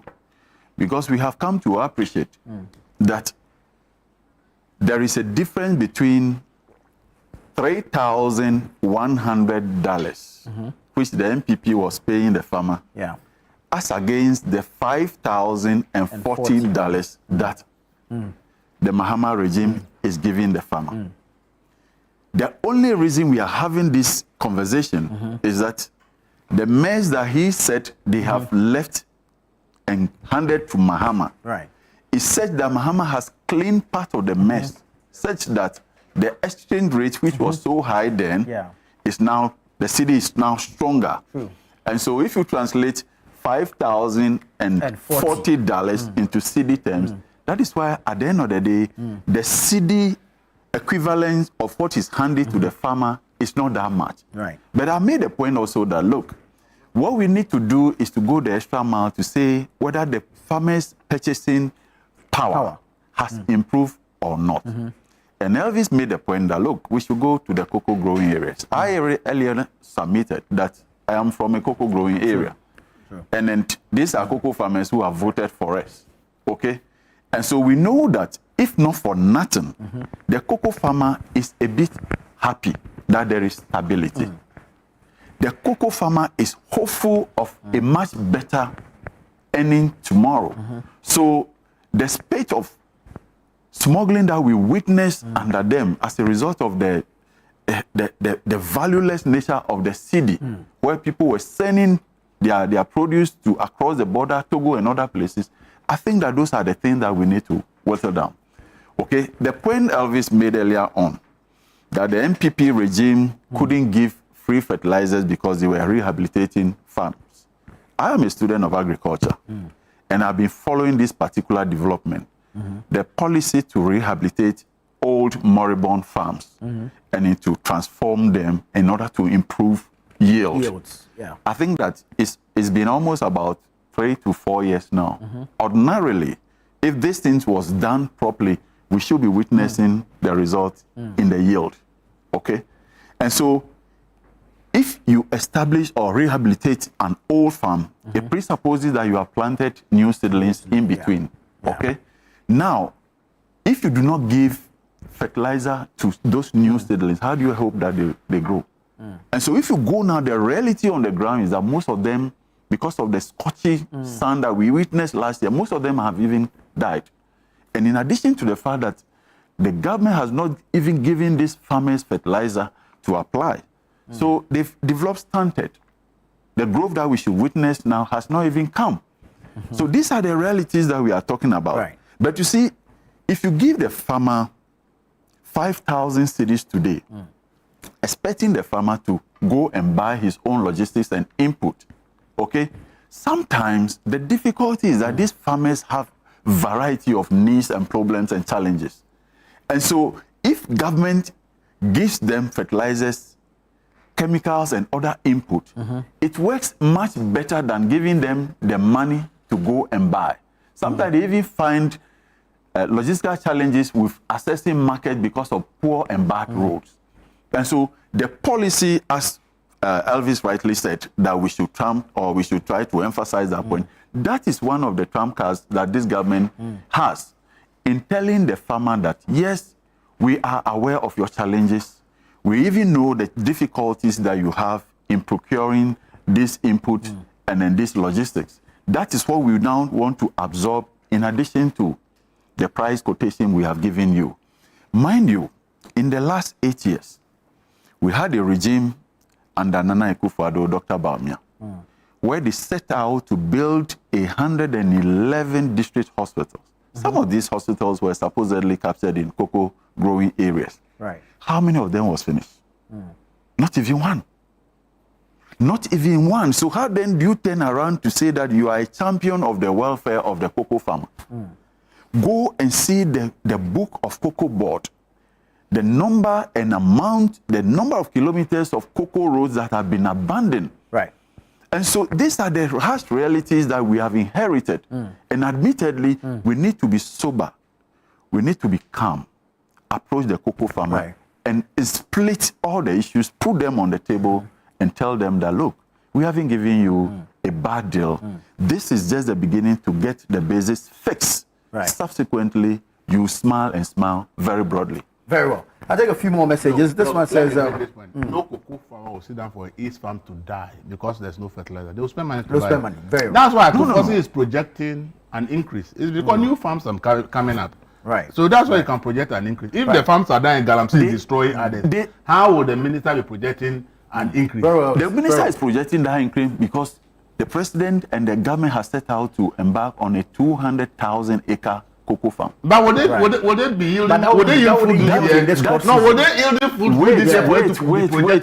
Reality is that when you give them all the input they need previously, which they were denied, why won't production? No, the fact that government didn't the input didn't mean they didn't buy it to put on their own. No, we saw the videos. No, we saw the videos. This target is for 2025. We saw the videos where cocoa farmers were so helpless. And they were selling their cocoa farms. It's not because of input. It's because of the input. It's because of the input. Galamsey is quick money. So if Galamsey is quick money and cocoa is not giving them, today people are still selling their giving them the assistance that they need. This one says, hello, good morning, Nana. I am Eric, watching you live from Wassa. The current finance minister let us know that the NPP has been scamming with the cocoa farmers. Now, what is he trying to do to us? Because he promised us 6,000 and above, and now 120 Ghana cedis only. This one says, Ghanaians are not patriotic, but purely partisan. The increase in cocoa price might be insignificant to the farmer, but a patriotic Ghanaian will do the mathematics and come to a realization that there is no arm twisting here. The farmer is not the only stakeholder in the value chain of the cocoa industry. We have the distribution channel with many stakeholders such as transporters, warehousing, shipping, agronomists, etc. The farmer was given 70% of the world market price, the only stakeholder that got an increase. The rest had a haircut. In any case, is the appreciation of the CD a positive or a negative? It is unfortunate. Intellectuals will come to the conclusion that the farmer has been shortchanged. Rex from Ashorman sent that one. This one says, ask the NDC man to compare the cost of fertilizer to the previous administration. Has the price of goods reduced in Ghana? This dollar has nothing to do in Ghana. We have heard dollar to CD has appreciated, or CD to dollar rather, but it doesn't reflect in the market. Prices of goods are rather increasing. Okay. Soil health. Reviving the cocoa industry hinges on restoring soil health. While the reintroduction of free inputs is commendable, the government should prioritize bio-based inputs to protect both soil and environmental integrity. Currently, over 40% of cocoa production in the Western North region is being lost primarily due to soil acidification caused by the prolonged use of harmful chemical inputs. My name is Kweku Oscar. Okay, Kweku Oscar sent that one in. Right, let's move to the issue of the by-election in Akwetia. The NDC held its primaries yesterday, and Mr. Baidu will be representing the party on September 2 when the EC conducts that by-election in Akwetia. The NPP did not do primaries. They unanimously endorsed a candidate to contest or to represent the party in the area. Let me start off with you, Honorable. Are you prepared? Are we ready for Akwetia? Well, we are very prepared for Akwetia. And if you look at the voter dynamics in Akwetia, it's crystal clear that they cannot be described as a stronghold for any political party. The NPP has won, admittedly, maybe a much number of times than the NDC. But it's been a back-to-back, struggle.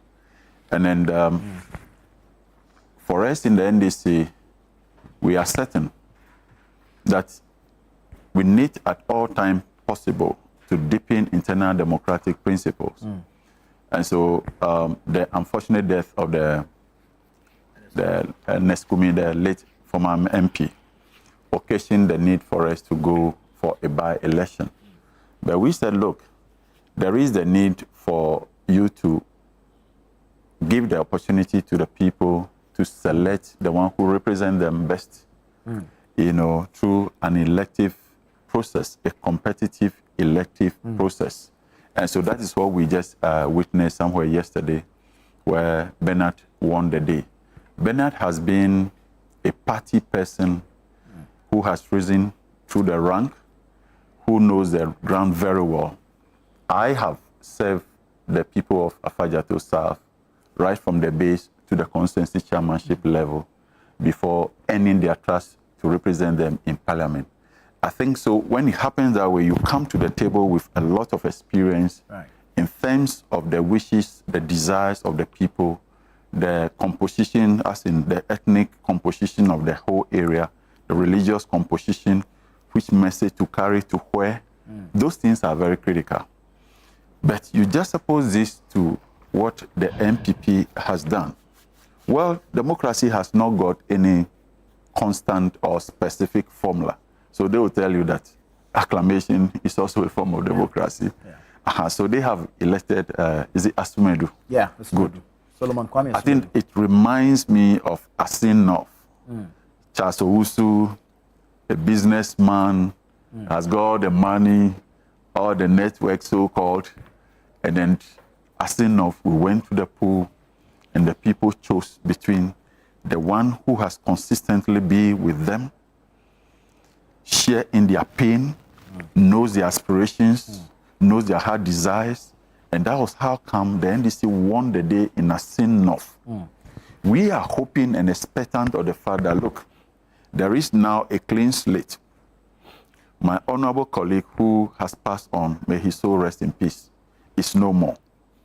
The contest, that particular contest was between him and a different candidate.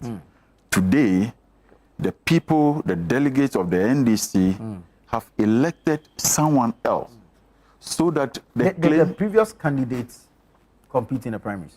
He did. He did. He did. And lost. Of the three people, he placed third. He placed third. Yes. He placed third. Interesting. Yes. The former MP that Neskumi defeated. Yes. Yes. He placed third in this particular primary. So it tells you that the party's decision to open the space for people to compete internally was not faulty. Otherwise, they would have said that, look, the candidate who ran in 2024, as marketed as he's been, should be just given the free because he was actually still contesting the result in court. Absolutely. Yeah, absolutely. It tells you that the party is reading deep between the lines to see that, look, what will work well for us. There's been talk about sympathy for the MPP, but if you marry that sympathy with what the expectation of the people are. The voter, what informed voter choice. Every voter wants to vote and elect and send someone on a mission for the person to bring something. And you see, you have entrusted your mandate in the hand of the MPP, presidential, for 8 good years. And there's not been any considerable improvement in social delivery of social infrastructure. And then the economy itself is one that we cannot talk about. And so now that Mahama is resetting the wheels of governance and everything seems to be working, I believe strongly that the good people of Akwetia will give the mandate to the NDC candidate, Bernard, to, as it were, embark on a mission together with a president that has been given the mandate so that what they expect can be delivered to them. Right. Thank you, Honorable. Elvis, Akwetia, September 2. Politics is interesting. Indeed. Politics is so interesting. The one who was challenging the results in court. The one said he won the seat. Yes. And they were challenging and the Scooby for the seat, right? And now there's a by-election. And the person who said won the election is not the one going to contest. He actually lost the primaries. And the most interesting aspect is that the winner of the NDC primaries was the lawyer fighting the case. Exactly. The lawyer who was saying that NDC won the Akwetia seat, who was fighting for NDC that he won the case. He is now going to contest the candidate he claimed had won the seat. And he has beaten the candidate, his client, to the seat. So the lawyer now is if your candidate had won the constituency and you were fighting in court that your candidate had won, unfortunately, the MPP president, there has to be a re-election. If you believe your candidate had won, support him to go. You just but we won that it was stolen from you. Now that the person, let's tell the person. And then the lawyer who was making the argument in the court that you had won, now you pass back and go contest. So was he being paid as a lawyer? You think he was not It was pro bono. In service of the party. Let's the man's money and use to campaign against in service of the party. It's like a small palace school. Small palace school. So politics, a friend always tells me it's called a self-interest game. So don't go there and think about anybody's interest. Think about interest. He looks at the dynamics and thinks that NDC in power with absolute majority. And now we are going to have primaries. Oh, if I force and I win, for the next 4 years, government will be sweet. So he realized that sort of pushing for the one he was fighting for earlier. Myself too, I want to go and try it. And now he has won is the one. And yesterday I saw videos on the supporters of the losing can so angry they say they will vote against the our politics. When you see some of these events, they only laugh about his own assessment on the ground. He feels there's love for him on the ground. So why were you fighting that he won? Why were you fighting in court? At that point, you represented. So if the candidate had won and you believe that somebody twisted the arms of the NDC, and now there's a by-election, present the winning candidate. Now you are about to contest and defeat the winning candidate, so that you will go and take over in case you win the primaries. So were you generally fighting for it in court or it was for the party? Is it so politics in this country? So sometimes when I hear people fight over politics, I say no. Ask yourself, you the person fighting, what is your interest? Because probably the person you are fighting for has a different interest. And at the right time, I realize that this person I thought is on my side. No, he has his own agenda. So for me, by-election has to happen. I only pray that there will be no violence in Akwetia, as we see at Ablekubano. But the interest in it is just about how the lawyer has now gone to defeat his own client in the primary. And representing the party. And now his clients and their supporters to say, then forgo the NDC, they will go for NPP because somebody has sabotaged their country. Very well. You see, September 2 is around the corner. You see, Elvis, as usual, propagandist. You see, the reality is that as at the time Bernard was the lawyer to the candidates, right? Bernard was the sitting constituency secretary of the party. Right. So as a party person, when you have the capability to defend the party's candidate, what do? You have to do that. Right. But you see, with the unfortunate demise of Kumi, the ground is now plain. You do not send a candidate who supposedly was in legal tussle with the demise candidate of the MPP. You do not send him to an election where the MPP is bringing a new candidate. So you see, this candidate now is only responding to what? Pertaining within dynamics. The delegates and those who know the dynamics within the constituency. With regards to, just a minute, with regards to those who are saying that they won't vote for the MPP, you see, in politics, it is better to know where there are difficulties. That way you are able to cure them. The MPP chose a candidate out of convenience. Those who are unhappy, they do not know. The party doesn't know how to approach them.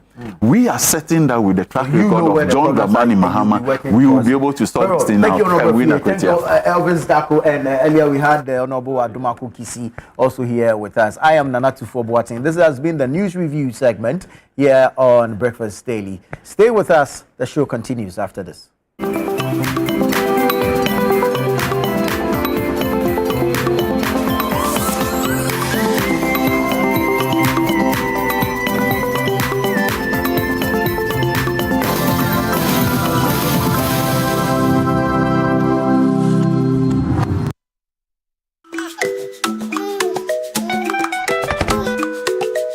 How may I help you today? We'd like to open a bank account.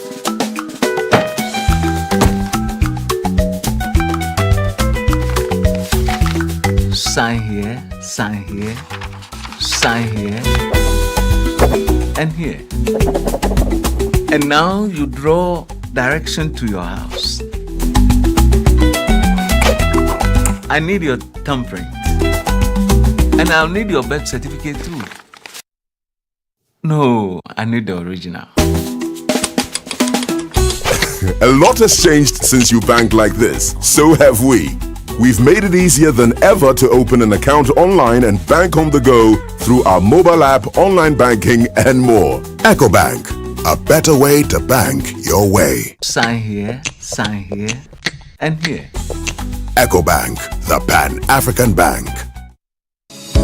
Drowning in deadlines, data running wild. Let's fix this together. Join the evolution. Join the sharpest minds in HR at the HR Connect Conference 2025 on August 8th at the Marvin Peak Hotel, Accra, under the theme Empowering HR Excellence, Leveraging Data, Resilience, and Wellness for a Thriving Workplace. It's not just another conference. It's strategy, tech, wellness, and a few smart laughs too. Panels, keynotes, real talk, and real solutions. Let's lead, connect, and transform the way we work. For further inquiries and bookings, please call on 0541 222 365 to secure your seat. HR Connect Conference 2025. Lead, connect, transform.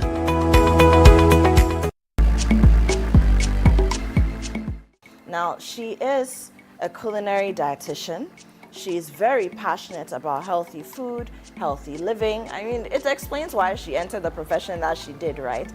Allow me to welcome Georgina Elom in Tem. I came with this gift for you. Thank you. The dietitian. Thank you so much. Yeah. I see kontomire. Yes. I see yam.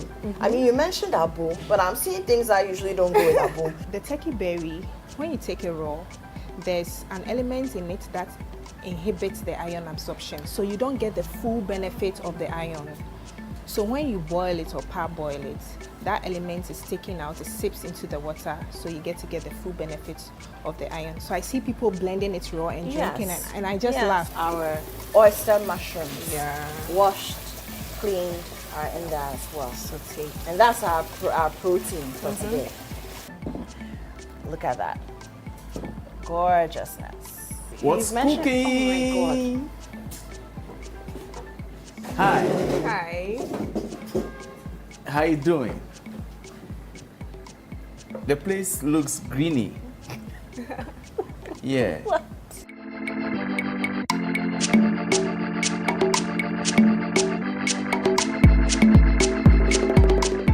What's Cooking is brought to you by Tasty Tom and Lily Rice.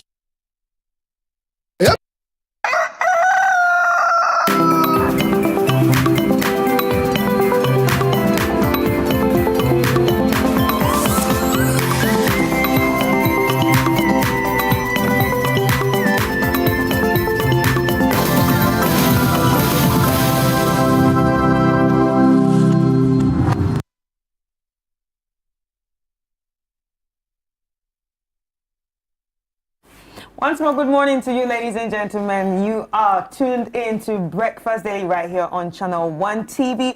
Of course, you know we started at 7 o'clock with Nana Tufo-Boateng, and now we are going to be continuing from here to 11 a.m. So I hope you do stay tuned with us. Just sit back, relax, and enjoy, because we have so much in store for you. My name is Chris Carter. And I am Philip Nilate. As we start, just to remind you is that this is Ghana exhibition. We are still asking you to participate and also get yourself ready for this all-important event. So on your screen, you can see the exhibition showcasing Ghana's export potentials. Everything Ghana will be at this event happening at the Ifwa Sutherland Children's Park, 6th to 7th September 2025. Each day is 10 a.m. So please make sure that you are at this venue at 10 a.m.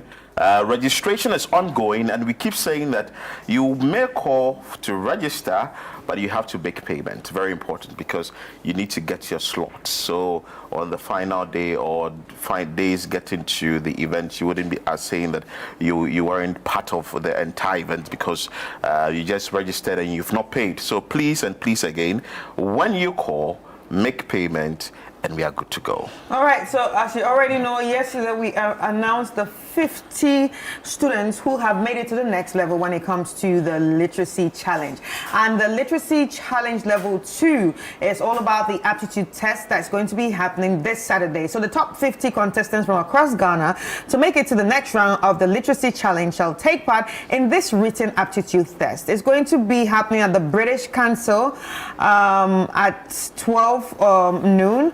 And it's Saturday, like I said earlier, 9th August 2025. And we want to say a very big thank you to our sponsors, Belmu and GB Assessment. So if you know you are part of the 50 contestants, well, that's it. If your ward or your child is part of the 50 contestants, because I don't know if the kids are awake by now, but if you know your kids or, you know, your wards are part of the 50 contestants, do not forget, it's this Saturday, 9th August 2025 at the British Council, Accra at 12 noon. That's when it starts. So obviously you have to be there before then. And of course, you can find the list on our website, channel1news.com. And also, you can also find it on citynewsroom.com. Go there and get this information, whether you are part of the top 50 or not. On your screen is the Channel 1 News app. We keep telling you that everywhere you go, you can be informed. You just have the Channel 1 News app on your phone, and the Channel 1 News app is on Google Play Store. Go there, download, follow all the prompts, and we are good to go. You can have information on your phone everywhere you go. Chris, before we move to, actually in the trends, the DSTV thing is still making rounds. Yes, because yesterday, Sam George put it out there that the minority in Parliament on the Communications Committee engaged him, asking that there should be some dialogue. Is open for all that. He thanked the Minority Caucus for at least asking him, or sort of putting him in check, let me put it that way, as the DSTV management, communications ministry, and all that try to get to a consensus on how the pricing should be done. You know, the communications minister's approach is that, or his aim is that, you have to reduce the subscription fees. DSTV came out to say that, well, in the time we find ourselves, we can't really do that. The communications minister came back to say that it looks like you have to do it because Ghanaians need it, and he's fighting for the good people of Ghanaians. Now, other stakeholders waded into the conversation, and they are asking that, well, the communications minister would have to tone down a bit and try and find a solution to the problem. So DSTV is still in the trends, but what is also trending again is cocoa. Yeah, everybody's talking about cocoa. Is this how they? So we even talked about it this morning. I mean, Nana even talked about it this morning with his guest on the news review segment, and we are probably just going to brush it again. So basically, government increases cocoa prices from $3,100 to $5,040. That's in USD. So what is actually happening here is that when the NDC was in opposition, and even at the vetting of the finance minister says that it could be increased from 3,100 to 6,000 per bag. And we know that per bag is like 64 kg. So at the end of the day, when the increment was done, only 128 Ghana cedis was added to what the increment was. So it was from 3,100 Ghana cedis to 3,228 cedis for the kg.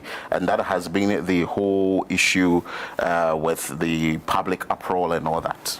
Right. All right. So we actually have some tweets on this issue. Well, we have one from Dennis Miracles. Obviously, Dennis, it's usually on the news review segment. So he actually tweeted about that. Sleepless night, all night, and he has some emojis, sleeping emojis right there. How can cocoa farmers be scammed in such blatant manner that a cocoa farmer could buy 34 bags of cement with his 1 bag of cocoa money last year and can only buy 27 bags today? The cocoa farmer could buy 3.4 packets of roofing sheets. He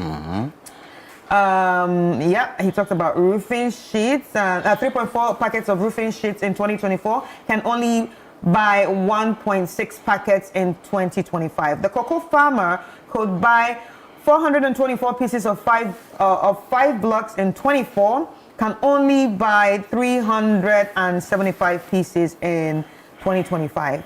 How are our dear farmers supposed to build their homes? You promised them 6,000 Ghana cedis and you delivered 3,228 Ghana cedis. Sacrilegious. Well, another one too on X from Venerable says that after all the hype and loud declarations, the NDC increased cocoa price by just 128 Ghana cedis from 3,100 Ghana cedis to 3,228 Ghana cedis. For the contest under the NPP, we moved the price from a mere 400 cedis to 3,100 cedis. That is the scale of transformation we are talking about, but still they say Abba and Papa Abba. Well, I have this very interesting one. I don't know if he's a cocoa farmer per se, but he's in a cocoa farm. MPK Kwating, new cocoa price, Mahama honors pledge, but publicity needed. By increasing the farm gate price of cocoa from 3,100 to $5,040, President Mahama has kept the promise to pay 70% of the free on-board price to cocoa farmers. I'm personally not enthused with the 3,228.75 price of 64 kg bag as expected, better price of cocoa, but it is what it is and not the same as the 3,100 Ghana cedis that the NPP offered, considering the undergirding factors. Walk with me.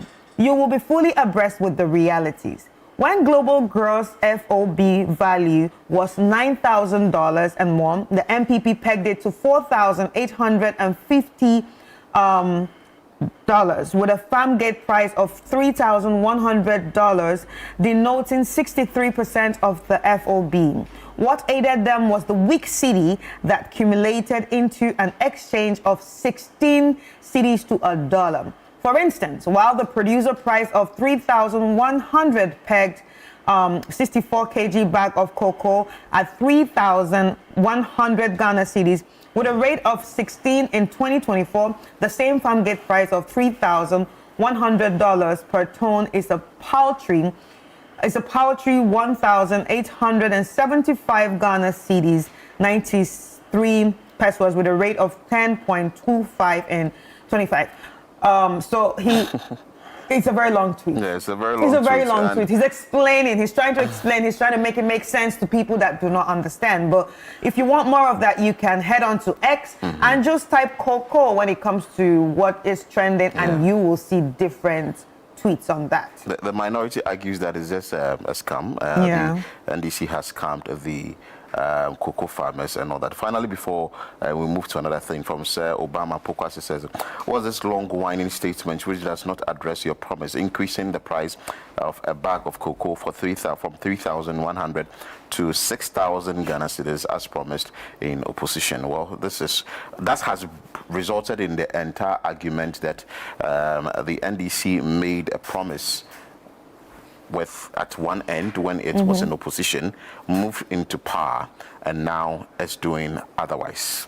Anyway, I wish them luck. I wish it gets sorted, and I wish at the end of the day, everybody's prayers for the cocoa farmer to be happy at the end of the day. We're following it keenly. I don't know. Maybe the NDC wants to do it progressively, do the increment progressively. Bit by bit, the argument and all that, you'll be following it keenly. And you can visit our websites, citynewsroom.com and channel1news.com for all the updates there. Yeah. All right, so there we have it on what's trending. It's time for us to check out the video of the day.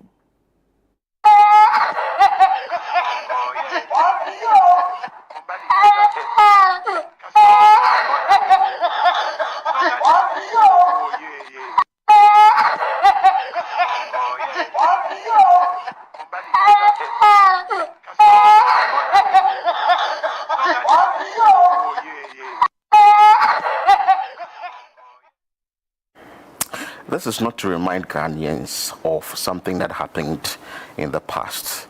The video that circulated of Sami Jemfi giving Agrada money. You remember that yeah. video? So Sami Jemfi gave Agrada part of the money. Then Agrada took the entire money. Play the video again. Play the video again. Yeah, so the monkey was giving this, was like, no, let me take all. You understand it? Yeah, Sami Jemfi is like the so money Sami in the car. Jemfi is in the car. Yeah, and Agrada is and took everything. Yeah. Ladies and gentlemen, there's the video. Anyway, let's bring you the artist of the day, and after we kickstart the show. Enjoy.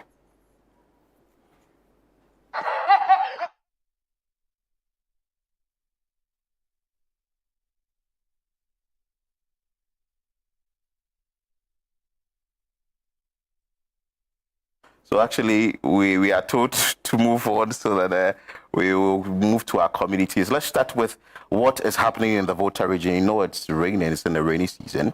A number of communities are bearing the brunt of flooding and all that.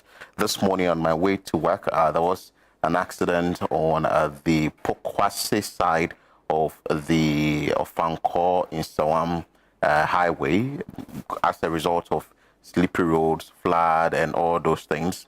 Then now we are moving to other communities as well so that we find out what is happening in these communities. But before we go to the Volta region, let's go to the Central region where education is also a big problem. We moved to a community called our correspondent, Akwesi Ado, who is in the Central region. Our correspondent there is bringing us a report from a senior high school that is battling with infrastructure. Let's bring you the report after we have conversations around it. At Feteman Senior High School, one of the most deprived in the region, conditions are dire. Nearly 80% of teachers, including the headmistress, live off campus, leaving more than 1,200 students under the supervision of just about 10 resident teachers. The headmistress describes this as a major setback to proper supervision and academic discipline. If I say staff accommodation, my residence is part, assistant heads are part, management members, and the general staff members. It will interest you to know that just about 10 teachers are staying on campus. The 90% are outside who are commuting every day. So if we are blessed with staff accommodation, the school will be a great school. Although the school board began a project to provide on-campus accommodation for the headmistress, work has stalled due to lack of funds. Feta is not a very big place, so accommodation for teachers is an issue. Even renting in town is an issue. Last 2 years, we started to put 3-bedroom self-contained for the headmistress. Now we are almost at the roofing level, and we need some funds to complete for the headmistress to come and live in their school. Regional Director of Education, Dr. Juliet Udufi Otame, told Channel 1 News that urgent intervention is critical to sustain quality education delivery. We will term it as resources. You cannot work without adequate resources. The schools are boarding. They need the teachers on campus to check the activities of the ever-increasing students in the on campus. We also need classrooms. Sometimes when you go to some schools, 100 people, 100 students in classroom, it is very disheartening. Government is a chain of continuity, so you can attribute to the fact that they don't have. And as far as I'm concerned, as a member of parliament and also in the ruling government, any advocacy that I'm supposed to do, I will do to make sure that the leftover project shall be, given the needed attention. Meanwhile, the Ministry of Education says Plans are in motion to bridge the infrastructure gap nationwide. Stephen Kwaku Owusu, Director of Pre-Tertiary Education at the Ministry, spoke to Channel 1 News on measures being rolled out. When we came here, we also observed that the teachers, a lot of them, only few of them, about less than 5% are on campus.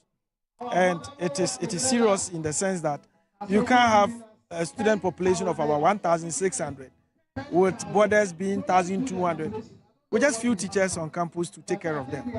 We need a number of teachers to supervise what they do, and therefore I'll take this up to the minister. The Regional Education Directorate says there is an urgent need to address infrastructure gap across senior high schools in the central region. For Channel 1 News, I am Akwesi Ado, Gomuafete, Central Region. All right, so there you have it. That's a report from Akwesi Ado, our Central Regional Correspondent, right here at Channel 1 TV. This it's quite an unfortunate issue because this is something that we've been, talking about and advocating for a long time for, schools to have the proper infrastructures that they need so students can actually focus on why they are in school and do what they have to do right. But Philip, what are your thoughts about this? Well, on Channel 1 TV, we have been speaking a lot about these things, asking that at least the authorities should move in and provide the needed infrastructure. But the problem is that some of the schools will tend to rely on old students and all that, abandoned projects and all that, and that get fund way back in years. Government come, government goes. They are supposed to review those contracts, get to find out how much has been put into the building of a particular structure. It takes years, then the students will be bearing the brunt and all that. But we will speak to our correspondent, Akwesi Ado, to really let us understand what is happening in the school, that is Fatima. And this is not the first time we are bringing you a report from the Central Region. Yeah. I think the Central Region, maybe the Education Minister or the Education Directorate would have to go there and assess the entire schools there and see whether they have the needed infrastructure for teaching and learning to go on. But Akwesi, good morning. Good morning, Philip. I trust you are doing well. Yes, by grace. Hope you are too. Where is exactly Fetterman located in the Central Region? If I'm coming to the Central Region for the very first time, describe to us where I can find this community. Okay, so Fetterman Senior High School is located at Gomuafete. Now, Gomuafete is in the Gomua East District, and that district is in the eastern part. So, from Accra to Gomuafete, you take a branch at Akoti Junction. That is on your left-hand side. Then, when you get to Ojobi, you branch to the left. Then, the Ojobi Senior Breakfast Test, you branch on your left again at Bonseku. Then you are there. Okay, so that means that this place is not far from the popular place we know, Kaswa. Not too far from Kaswa. In fact, there is even an alternative route that takes less than about 10 minutes to get there from Kaswa here. So that is when you decide to use the Kaswa Nyenyano, then the Millennium City, where the Political Convention Center is, then you can reach there easily, except that that particular road needs rehabilitation. Okay.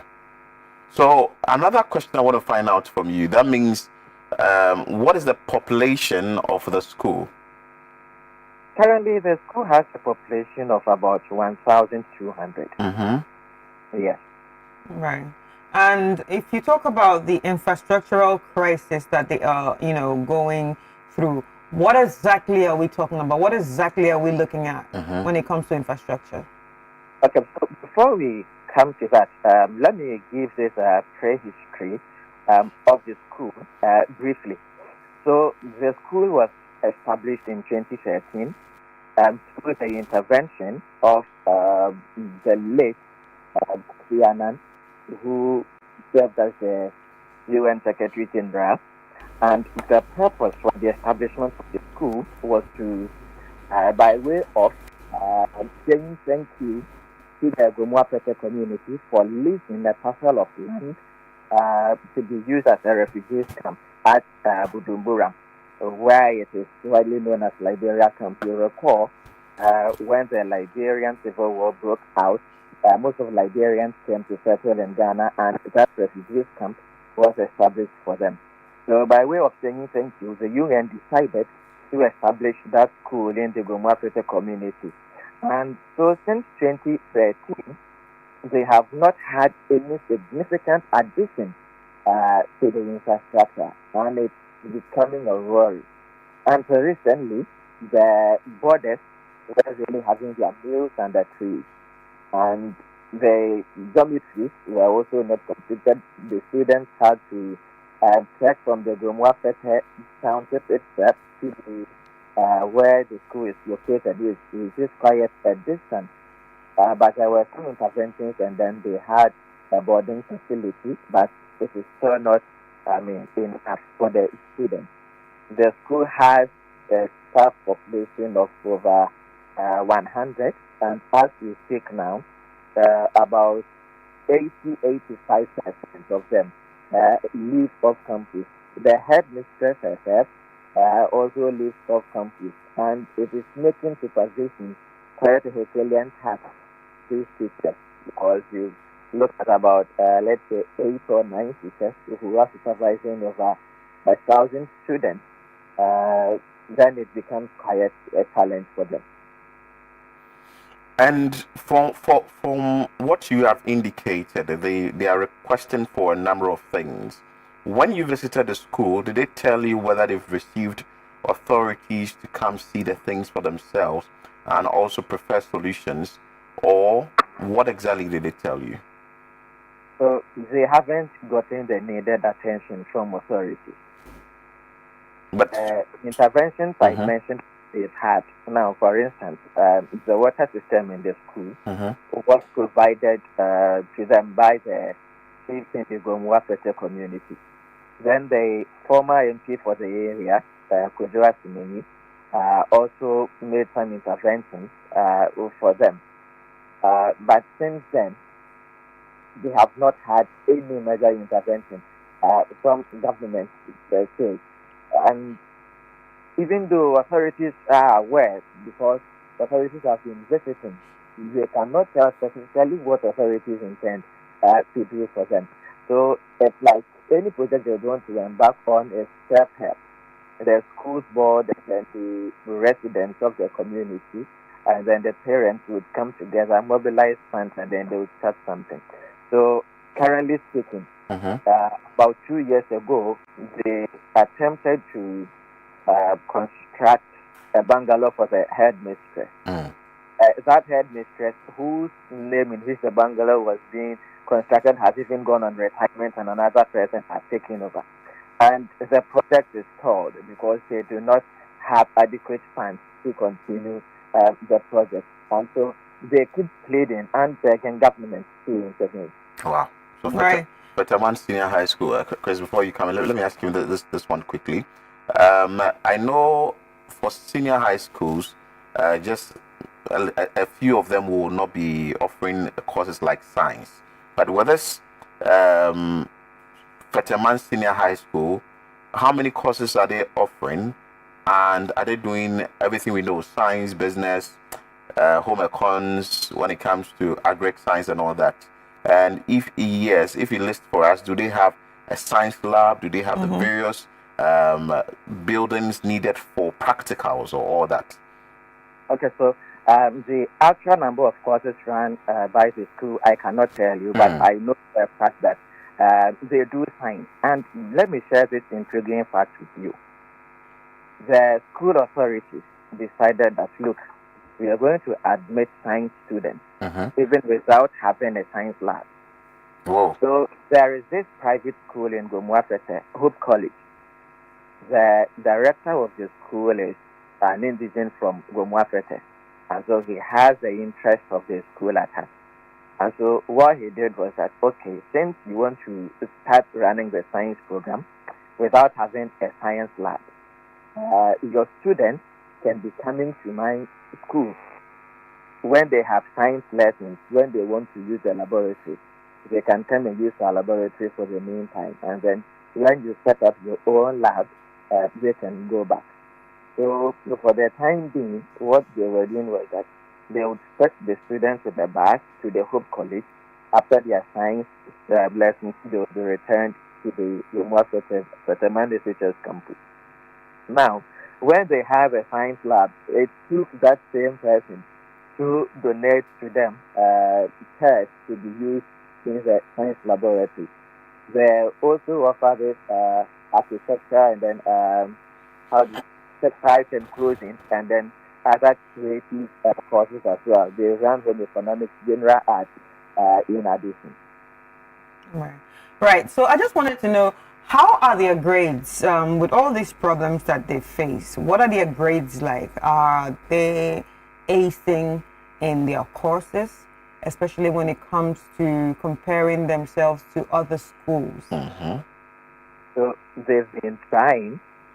They keep improving on their record, and so the last WASI result that came out, they had between 80 to 90% pass rate for the students. Oh, wow. Right. That's interesting. That's interesting. All right. Thank you so much, Akwesi. It was really nice talking to you on this.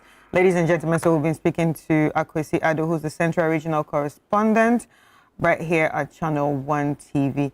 I mean, I really like that the other school was able to open their gates to them. The you Hope understand? School, Hope College. Yeah, the Hope College. Like, come and do your practicals. Come and do with your us. practicals here. Yeah. And I like the fact that despite the challenges they face, from what Akwesi said, we will speak to other authorities like the board chair and all that and find out from them what the grades are, like you mentioned. If they are scoring between 80 to 90% in external examination, then the little push that will be given to this school, they can actually do well. I really don't like the fact that you would be giving all the needed infrastructure to the well-endowed schools.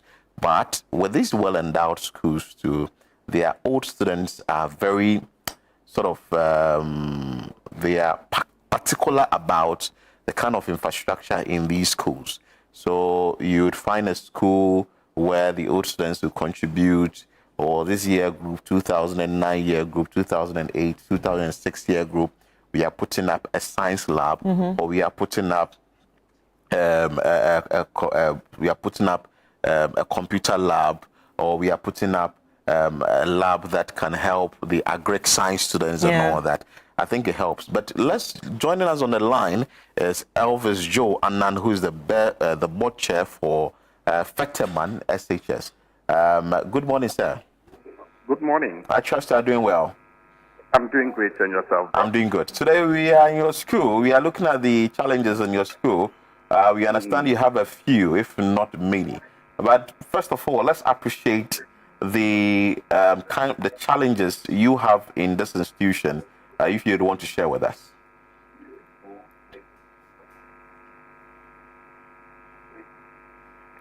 Hello, Elvis. Yes. So, thank you for this opportunity. Yes, Fetterman, I was listening to your reporter, Akwesi Ado, and I'm very grateful to him. On behalf of the board, we are very grateful to him. Yes, Fetterman was established 12 years ago, and this board was established about 4 years ago. But when we came, we saw that there's a lot of challenges in the school. The structure that all you are seeing there, the store building, the 12-unit classroom there was the one from the GET fund. All other structure you see there was given to her by the benevolence. The main building was from UNHCR. Then the girls' dormitory was from the London Beach people as a social corporate responsibility to us. Other structure there, either from the chiefs and elders and the board and the parents. So our challenges there is very enormous. Last 2 years, your reporter was there. we told him a lot of challenge that we are going through. But as a board, what was alarming is that the headmistress of the school, who is to report and give account of every student to stakeholders, doesn't live there. She lives about 3 kilometers away from the school. So assuming there's an issue in the night, who will be held responsible? So we decided that let's put a decent accommodation for her to come and live in the school, so that if anything, the children will be well taken care of. So we started 2 years ago. So our challenge now is staff accommodation. Then we come to dormitory. Then we come to classroom. Then we come to toilet facility. Look, for this toilet facility, last 3 weeks, I was there. Somebody called me that I was going to Gomafete, but he saw that the children are going into the bush to do it. So what can we do? So I quickly also called the chief of the community that this is what is happening. And he assured me that this year, their festival, whatever funds we raise at the Deba ground will be used to construct a toilet facility for the school. Elvis, hold on. So does it mean that currently the school doesn't have a toilet facility? We don't have enough. The population of the school is 1,700. And how many toilet facilities do you have? Or how many limited. seats? It's limited. So during the normal classes hours, all these 1,007 congregate at the academic area. Whoa. And you don't have even up to 12 sitter to take care of them. So it's a big challenge. So 8 o'clock, they come to class, and classes close at 3:30. So all these students use this limited one. So the bush become the proper place for them to go. So it's a very big challenge. As I sit here now, I just called the headmistress that she should arrange a stakeholders meeting for us to come and see what we can do as soon as possible. So we need the government to come and help to make sure that we address these infrastructure facilities in the school. Right. So I just want to ask, I mean, this didn't just start in a day, right? And obviously the population did not just appear from nowhere. I'm sure you might have seen this coming. And during the time, you know, you could manage it. What was being done about it? Or I just wanted to know.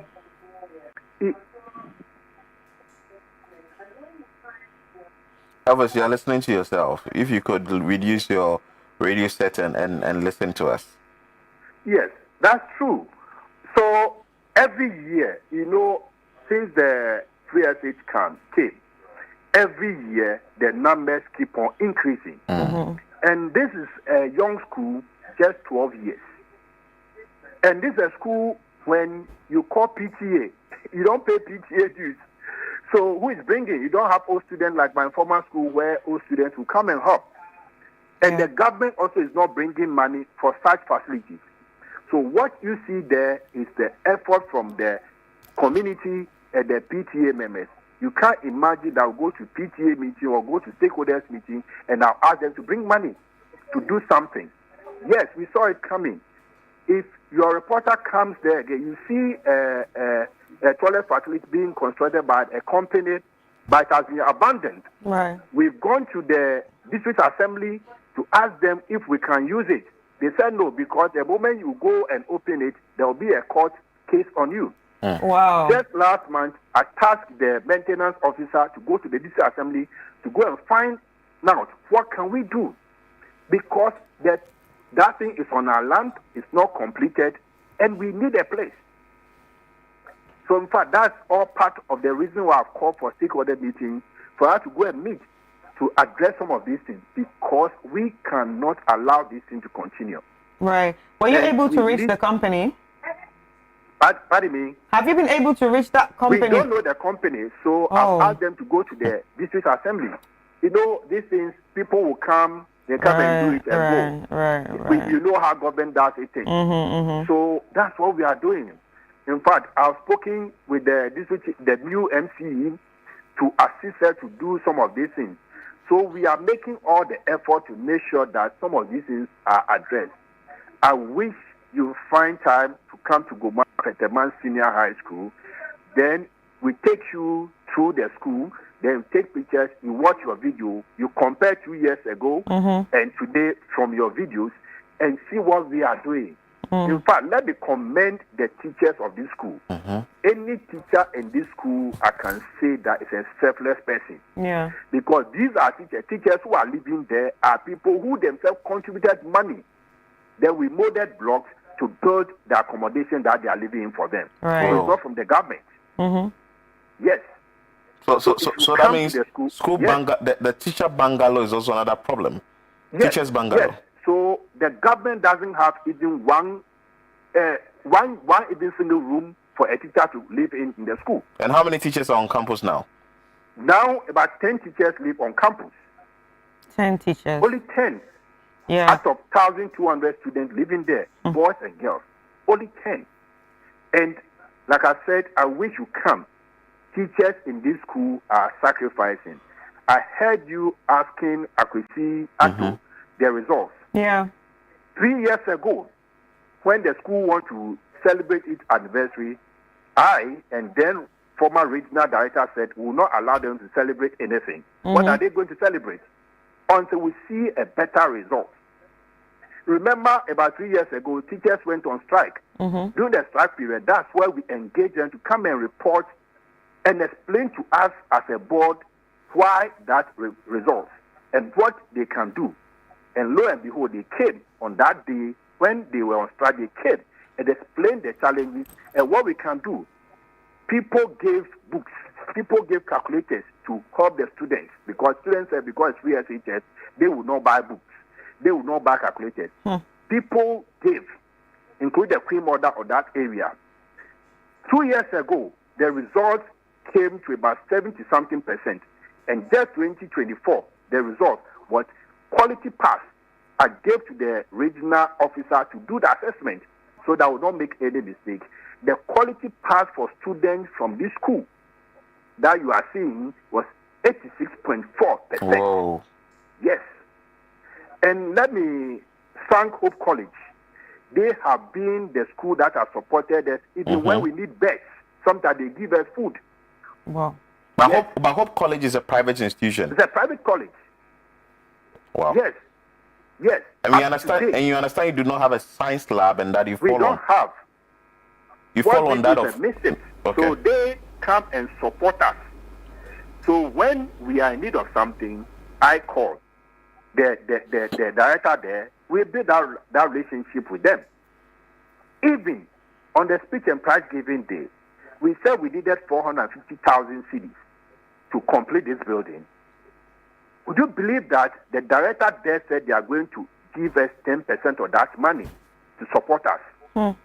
The prizes that we gave to the children, this school again gave us some money to buy some of the prizes for our children. Yes. So when it comes to Hope College, I'm saying that they are collaborating with us. They are not a competitor. And we are very grateful to them. Yeah. Wow. So that's Fetterman Senior High. So as a board chair, I'm using your medium to call on the government, all well-meaning Ghanaians, to come to Fetterman SHA to help us to address some of these challenges. The students are very great. As for the teachers, I don't know how to salute them. Because under this harsh condition, they are able to sacrifice some lead as far as Winneba and Swedo and commute every day to school. I wish you come there one of these days, come and do the documentary and interview teachers and students where they come from every day. Then you appreciate what we are saying. Right. The structure on this thing there was built by what? Teachers, students, and the PTA and the board members. You made mention of a structure for the headmistress, I think. Yes. Is it what we are seeing on the TV right now, what we just saw? No, the one that just came was another building that we are going to. Yeah, the one we are seeing there is the headmistress one. These are 3-bedroom self-contained. And for how long has it taken for you to put up this structure? What is left to be done? And what's the period you are looking at completing? We started last 2 years when we first have our speech and prize giving. 2 years? 2 years. Whoa. Yes. To build how many bedroom? 3 bedrooms. 3 bedrooms. 3 bedroom. With a storeroom, but a very nice place for a head teacher, a headmistress to live there comfortably to supervise the children. Yes. So the money that the building you see there came from friends and loved ones and individuals and board members who contributed to it. Yes. Wow. So And this is what we are doing. And what is left to be done to complete this project? So now we have left with roofing, electrical works, floor tiling, plumbing, then finishing. Then we are done. Right. That's a lot. Yes. And how much do you think will be needed to complete it? If we get 450,000 cedis, we are sure that the headmistress will come and live in this place to take care of the students. Right. Wow. That's interesting. Yeah. Any final comments you want to make before we let you go? Yeah. Final comment is that we are calling on the Minister for Education and those in charge of education in the country, the district chief executives, and well-meaning Ghanaians and philanthropists who are into helping education, and including yourself, CCTV. We thank you. You've been a very good partner. Come and help us to complete this building before the end of this year so that the headmistress can come and live in the school. I have to speak to the landlords of where the headmistress stayed in town to give her some time to make payment. You know, government doesn't release money for you to pay every month. So sometimes we have to go and do this. And so we need our headmistress in the school so that she can do her work properly. So this is what we are asking. So does it means that now the headmistress is in a rented apartment? Yeah. Yes. And how much are you paying? In the rented apartment. How much are you Yes. paying a month for that? We are paying almost 1,000 cedis. You know, I come from Gomafete, so some of these things, the moment it comes, I have to step in to go and negotiate. So you will not see the people charging the actual price. Okay. But I can tell you, it's not an easy thing. If you know how government funding works, it's not an easy thing. Right. Wow. Anyway, thank you so much, Mr. Elvis Joannan, who's the board chairman of Fetterman SHS. I mean, this is heartbreaking. Yeah. It's, you know what? I feel like the story has so many angles. Exactly. You understand? It is heartbreaking and heart-wrenching and on one part, and also there's also a glimpse of hope in another part. Yeah. And also there's this story of collaboration, a story of love, a story of let me hold your hand. Yeah. You understand? Grow we from can Hope College. exactly. We can do this together. And I want to say thank you to people like Hope College. Like this story is not about you, but somehow it's about you right now. Because it looks like the little they are doing is helping the school. Open your doors to students of Gomwa Fetterman that come to the school, use our science lab, let's learn together. Your grades will move from I think 20 or 30% to 86%. That's amazing. And from what the board chair has said, I think he's a very strong person, and he's been very pivotal in ensuring that there is growth in the school. I'm sure if not for himself and other individuals assisting the school, I'm sure that the school may have collapsed by now. Yeah, and exactly. Let's also talk about the teachers. Those are very selfless people that we've just heard about. They are selfless. I mean, stay in this environment? In this environment with all these problems, and they still also contributed to making the place look, you know, feasible for them. And for the fact that they came around, contributed, the salary they receive, they took portion or part of the salary, gave it to the authorities that, you know what, use this money to put up a structure. Let's stay in the structure. Let's be in it so that we can teach and the students and also get the students to stored the proper way in the school and all that. I think it's a very good initiative by the teachers there. Another big problem that the board chair also spoke about was the fact that they need a number of things in the school. They need a lot of things in the school. So I think that from where we sit here at Channel 1 TV, for us, we always keep telling the stories and also pushing that the developments that is needed in these schools are brought on board. Let's cite this example that the students get all what is expected, all what they need, and move from, say, grade D school, grade C school, to grade B or grade A school.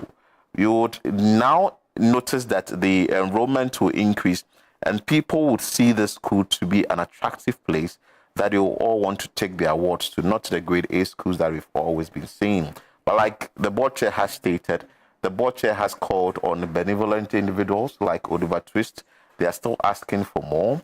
They have called on the education ministry headed by Haruna Idrisu, that something could be done about it. We are also hoping that at least a number of things will be done. We have Dr. Juliet Otame, Central Regional Education Directorate, who is joining us live to help us understand what the directorate is doing to resolve the numerous challenges in the Gomwa Fetterman Senior High School. Good morning, madam. Good morning. I trust you are doing well. We are good. God has been good. The issues at Gomwa Fetterman Senior High School, has it come to your attention, and what is your outfit doing about these things? Yeah, thank you very much. And I want to say good morning to your numerous listeners. As was reported earlier, we forwarded it to the Director General, to the GET Fund, through the ministry to the GET Fund. That is why during the other day, the minister's rep, Mr. Stephen Kwekuosu, also reiterated that the issue has come to their attention and the ministry will work on it to ensure that the man also gets the needed infrastructure. So if the ministry is working on it through the directorate, what are some of the things that you are looking at doing immediately to sort of bring some respite or relief to the students in the school? All right. Recently, we have the Parliamentary Select Committee on Education going round, and we know that the President indicated that this time round they want to complete all outstanding and uncompleted structures. And so when we came to Fetterman, we saw that the headmistress bungalow that has been started has been vaulted. So we believe that immediately contractors will come round to do the completion. The classroom block that had not also been completed would also be completed in the as soon as possible. So we are just waiting. You know, recently there was this media budget presentation. So we believe that once everything is in place, contractors will come on site, and in due time, we would have those projects completed as well as others. All right. That is still at the whole stage. Okay, so do you have any timeline to when this would happen? Actually, I don't. And from where I'm sitting, I cannot give any timeline. Right. How much? Yeah, thank you. Right. And also, I also want to know, like, are there people from your office who have gone around to look at this place, to check out the complaints and to also see how things can be done? Because obviously you might just be hearing it, but if you are on the ground, you will know exactly the damage that we are talking about here. Yes, please. We have our data department, the MS with the head of planning. They've gone around not only to look at just the infrastructure, they've also looked at land encroachment in all the senior high schools. And now we have resolved as a directory that will ensure that all the lands for the schools that were given either through by the community or state lands are protected. So we've laid with the Lands Commission through the regional minister, and they are helping us so that we do the appropriate thing by registering all the lands of the senior high school. This is a project we have taken it up as a directory. And so it's not only just infrastructure, because we see that most of our school lands have been encroached upon. And it is a big blow to the directorate as well as the schools. We were looking, they've gone round together with the Lands Commission and the Survey Department. Some of them, the community gave them about maybe 200 or 400 acres, and it has been reduced to less than 100. And we fear that in the near future, it will come to nothing. And so that is one of the projects we are embarking on. And when they go, they also take the opportunity to also look at existing structures, those that are dilapidated and those that are in good condition. We have all the statistics available. And so when we get this data and we are complete, then we know what's the next line of action. Right. So there are others we are doing. And we cannot work much without data. So we are still gathering some of these questions. All right. So with the data that you've gathered so far, how many schools do you think you will be looking at, or how many schools do you have right now that are in need of these infrastructures? So far, it looks like all schools, but some are very immediate, just like Fetteman. And so we have not less than about 40 schools that may need this urgent infrastructure as we are talking about in terms of the school classrooms, and then accommodation for heads as well as for teachers. And we know how important this is. Right. Yeah.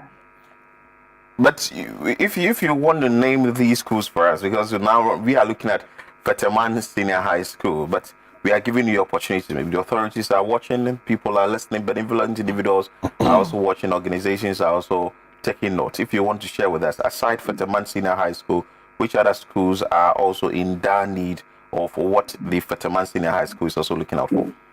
Okay. I can talk about Kwabnansa Senior High School. It is also at the Fantaman district. We have Brakwa Senior High School. We have Mokwa Senior High School. We have St. Gregory Senior High School. We have Bontrasi Senior High School. We have Sidik Senior High School, Nyakrum, Action, J.E. Mills, Udupon, Asin State, Jase Senior High School, Obri Ebua, Chifoheman, Ewutu Winton Senior High School, Obratre Senior High School. In fact, all of them, Iguafu, Abakampa Maurice Senior High School too. And then we have Chichire Senior High School. And then Kwejiadri Senior High School. These are BRC Senior High School. These are some of the schools. So, in Enyam Lane Senior High School, we have Enyam Lane Senior High School, Enyam Dintra Senior High School, Besiansi Senior High School, and then others.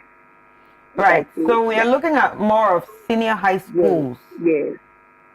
All right. For now. Okay. Yes. So that means you have a number of schools you are really dealing with in your area. Yes. How does it look like, or having issues in these senior high schools and going ahead to prefer solutions or on the next of the education ministry to get all the problems resolved? How difficult is it, if you want to share with us? I see it's a bit challenging because I will only look at, first I want to look at how the provision of these infrastructure will help. Of late we've been witnessing an increase in indiscipline among students. Right. And most of these are basically because masters are not on campus. You can get as much as 3,000 students, but you may not have even a single accommodation for teachers on campus. So teachers stay on up to maybe after prep. When they leave, the fate of the children is undecided until the next morning. And so this one poses a big of a challenge. Outside a school like Aspen State Senior High School, the school is growing, but most of their classrooms, they are under the trees. Some of the subjects, they have to bring the children under a tree to come and teach them. This is a school that has also been doing well with the National Science and Math quiz. When it comes, they are doing well, but they don't have even a single lab, to train the children in. So you see, when you have these infrastructure challenges, it affects academic outcomes, and it also affects indiscipline. In fact, it is one of the major causes of indiscipline in our schools. And talking but about... I'm looking at all of these, as they came round, they have assessed their situation. And so I'm believing that they will just start with those that their needs are very pressing. Like a school like Obnansa, pressing, very, very pressing. You go there and it's only 3 classroom pavilions. That is the Mokwatu, similar one. And these are schools that are ready to take on more students, especially around their catchment areas. Yeah. But yes. Talking about indiscipline, this is just off the infrastructure stories we are talking about. In Agona Swedo Senior High School, I don't know if it's come to your attention, 25 students have been suspended over same-sex proposal. Has it come to your attention? Yes, I read it on it yesterday. We are engaging with the headmistress, and then I've directed the district director to take up and let's see, because I learned they have been put through the discipline committee. They faced the discipline committee, and then the code of conduct of students had been applied, but we are yet to get there. So are you feedback from the district director. So are you launching some sort of investigation into the issue, or what exactly are you doing? Yeah, they said they've done it, and I'm also doing that. So it's based on their report they submit, and they will know whether due process has been followed. Okay. Doc, thank you so much for your time. Dr. Juliet Dufie Otame is the Central Regional Education Director, and she has stated a number of things what her outfit is doing to first address the numerous issues in Gomwa Feteman Senior High School that we've indicated that this school is a very has interesting students. They are doing well from 30% to 86%. Yeah. That is amazing. And she mentioned a number of senior high schools in the region that they are also paying attention to, so that they would get infrastructure, the needed infrastructure for them to ensure that teaching and learning go on smoothly in these schools. I think the fact that the directorate or the director has come out to speak on these issues, it just clears our mind on few things. That what is the government doing? What attention are they giving to these schools? What is the plan for whether they are moving from one stage to the other? Some sort of attention is being paid to the issues within these schools. I think it's a step in the right direction. And if this is the trend we want to go on, I think that there would be a resolution to the problems in these schools.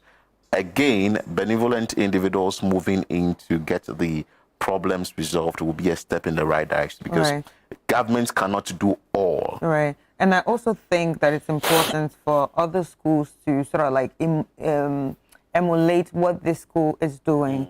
You understand? They are not waiting for anybody to save them. In as much as they need help, they didn't wait for anybody to save them. They had to come together and, you know, say, we can do this, all hands on deck. And also, thankfully, they have another school that is very supportive and open for collaboration with them. Yeah. I think that from where we sit, we will always be telling the story, hoping that the people out there would pay attention, they will listen, and give students. See, they are future leaders, whether we like it or not. Yesterday, we were told that we were the future leaders. Today, we are the leaders. And if they are the future leaders and they are in the senior high schools and we want to make their lives better for them, as journalists, as a media house, we can bring it to your attention. You out there as an organization, corporate social responsibility is very important. You would want to put it on your budget that we are targeting the school, we are targeting that school. Government cannot do all, because if you go to the Volta region, the number of schools there in need of infrastructure, and a lot of them. You go to the Eastern region, same. Ashanti region, same. Not to talk about the regions up there in the northern part of this country. So if benevolent individuals can move in a little from here and there, all students can also try and push in their little. You can just send an amount of 50 Ghana cedis, 100 Ghana cedis for a bag of cement, iron rods and all that. All what is needed is that the facility is put up. Then the teachers can move in there, monitor the work of the students. Because if you're in a school, teachers are on campus, it helps because it brings some sort of discipline in the school, and the students are like, if I do this, teacher A is watching. If I do that, teacher B is watching. If I do that, teacher C is watching. So there's some sort of discipline in the school. You go to the big schools, the grade A schools, and that is the kind of level they have put themselves up to,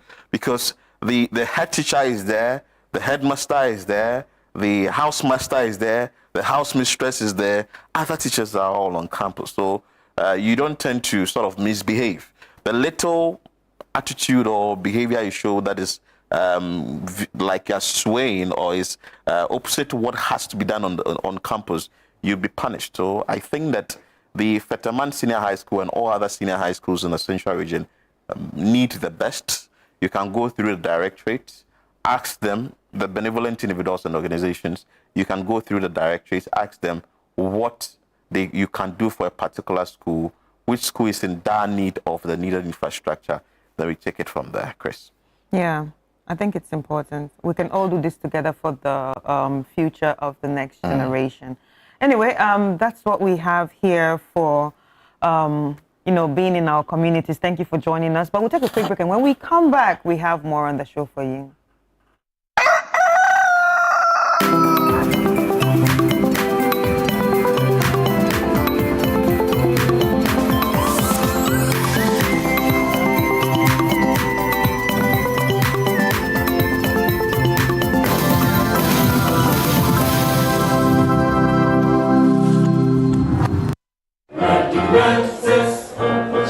Accra High School announces Founders Day 2025. We are delighted to invite you to our annual Founders Day celebration themed Trailblazing Education, Private Initiatives, Breaking Barriers in Ghana's Post-Basic Education. Join us on Sunday, 17th of August 2025 at 11 a.m. at the school forecourt as we honor our founders and celebrate innovative efforts shaping the future of education in Ghana. We look forward to your presence as we reflect on our journey and explore new avenues for progress. Our guest speaker is Onukba Peter Yao Bosruchi, and our chairman is Onukba Daniel Ni Otokuno Saki.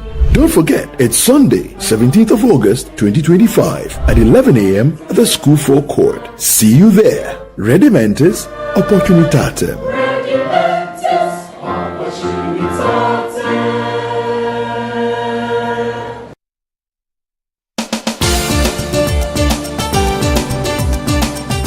Nation full of questions, where truth often hides behind noise, one show dares to ask what truly matters face to face. With fearless clarity and a quest for accountability, host Umaru Sanda Amadou sits down with the movers and shakers of politics, governance, society. A Ghanaian government. Every Tuesday at 9 p.m., join Umaru Sanda Amadou on Face to Face as he digs deeper, challenges power, and reveals the stories shaping Ghana's future. Only on Channel 1 TV. In a world we all need guidance, hope, and a lifeline to anchor us. This is Lifeline, and I'm your host, Fred Crunchy Mensa. From social issues, relationship challenges, and family matters, Lifeline is here to inspire, uplift, and guide you on your journey. Where we give you support, where we hold your hand through the valley and through the thick and thins of life. Join Bishop Fred Crunchy Mensa. I welcome you especially to Lifeline. Every Tuesday and Thursday at 10 p.m. right here on Channel 1 TV. Let's walk this path together, strengthen our faith, our families, and our lives. Lifeline, because every soul deserves a guiding light. Tune in to Lifeline on Channel 1 TV and let's grow together.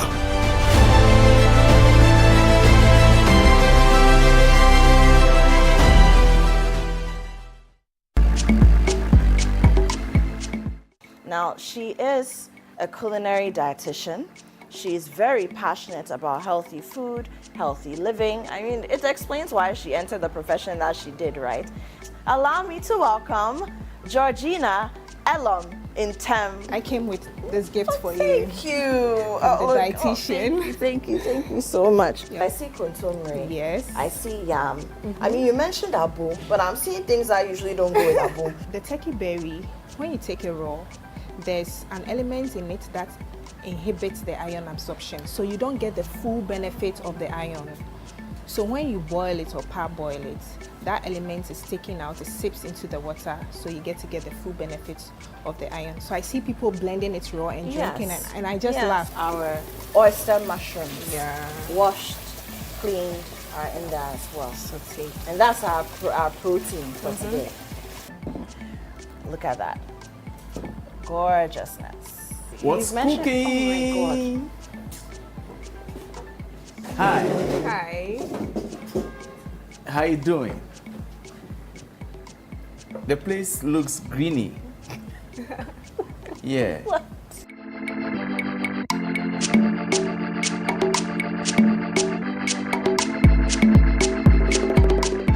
What's Cooking is brought to you by Tasty Tom and Lily Rice.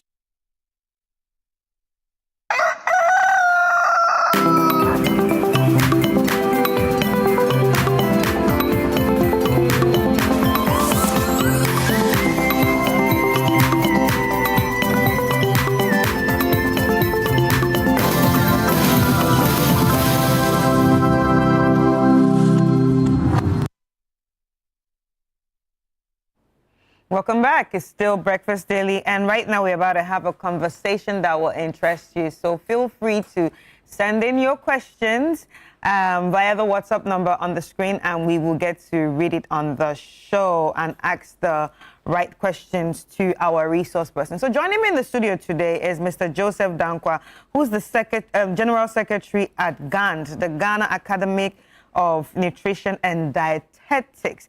And today we are going to be talking about the importance of breastfeeding and why it still matters, and also how it benefits the babies and the mothers.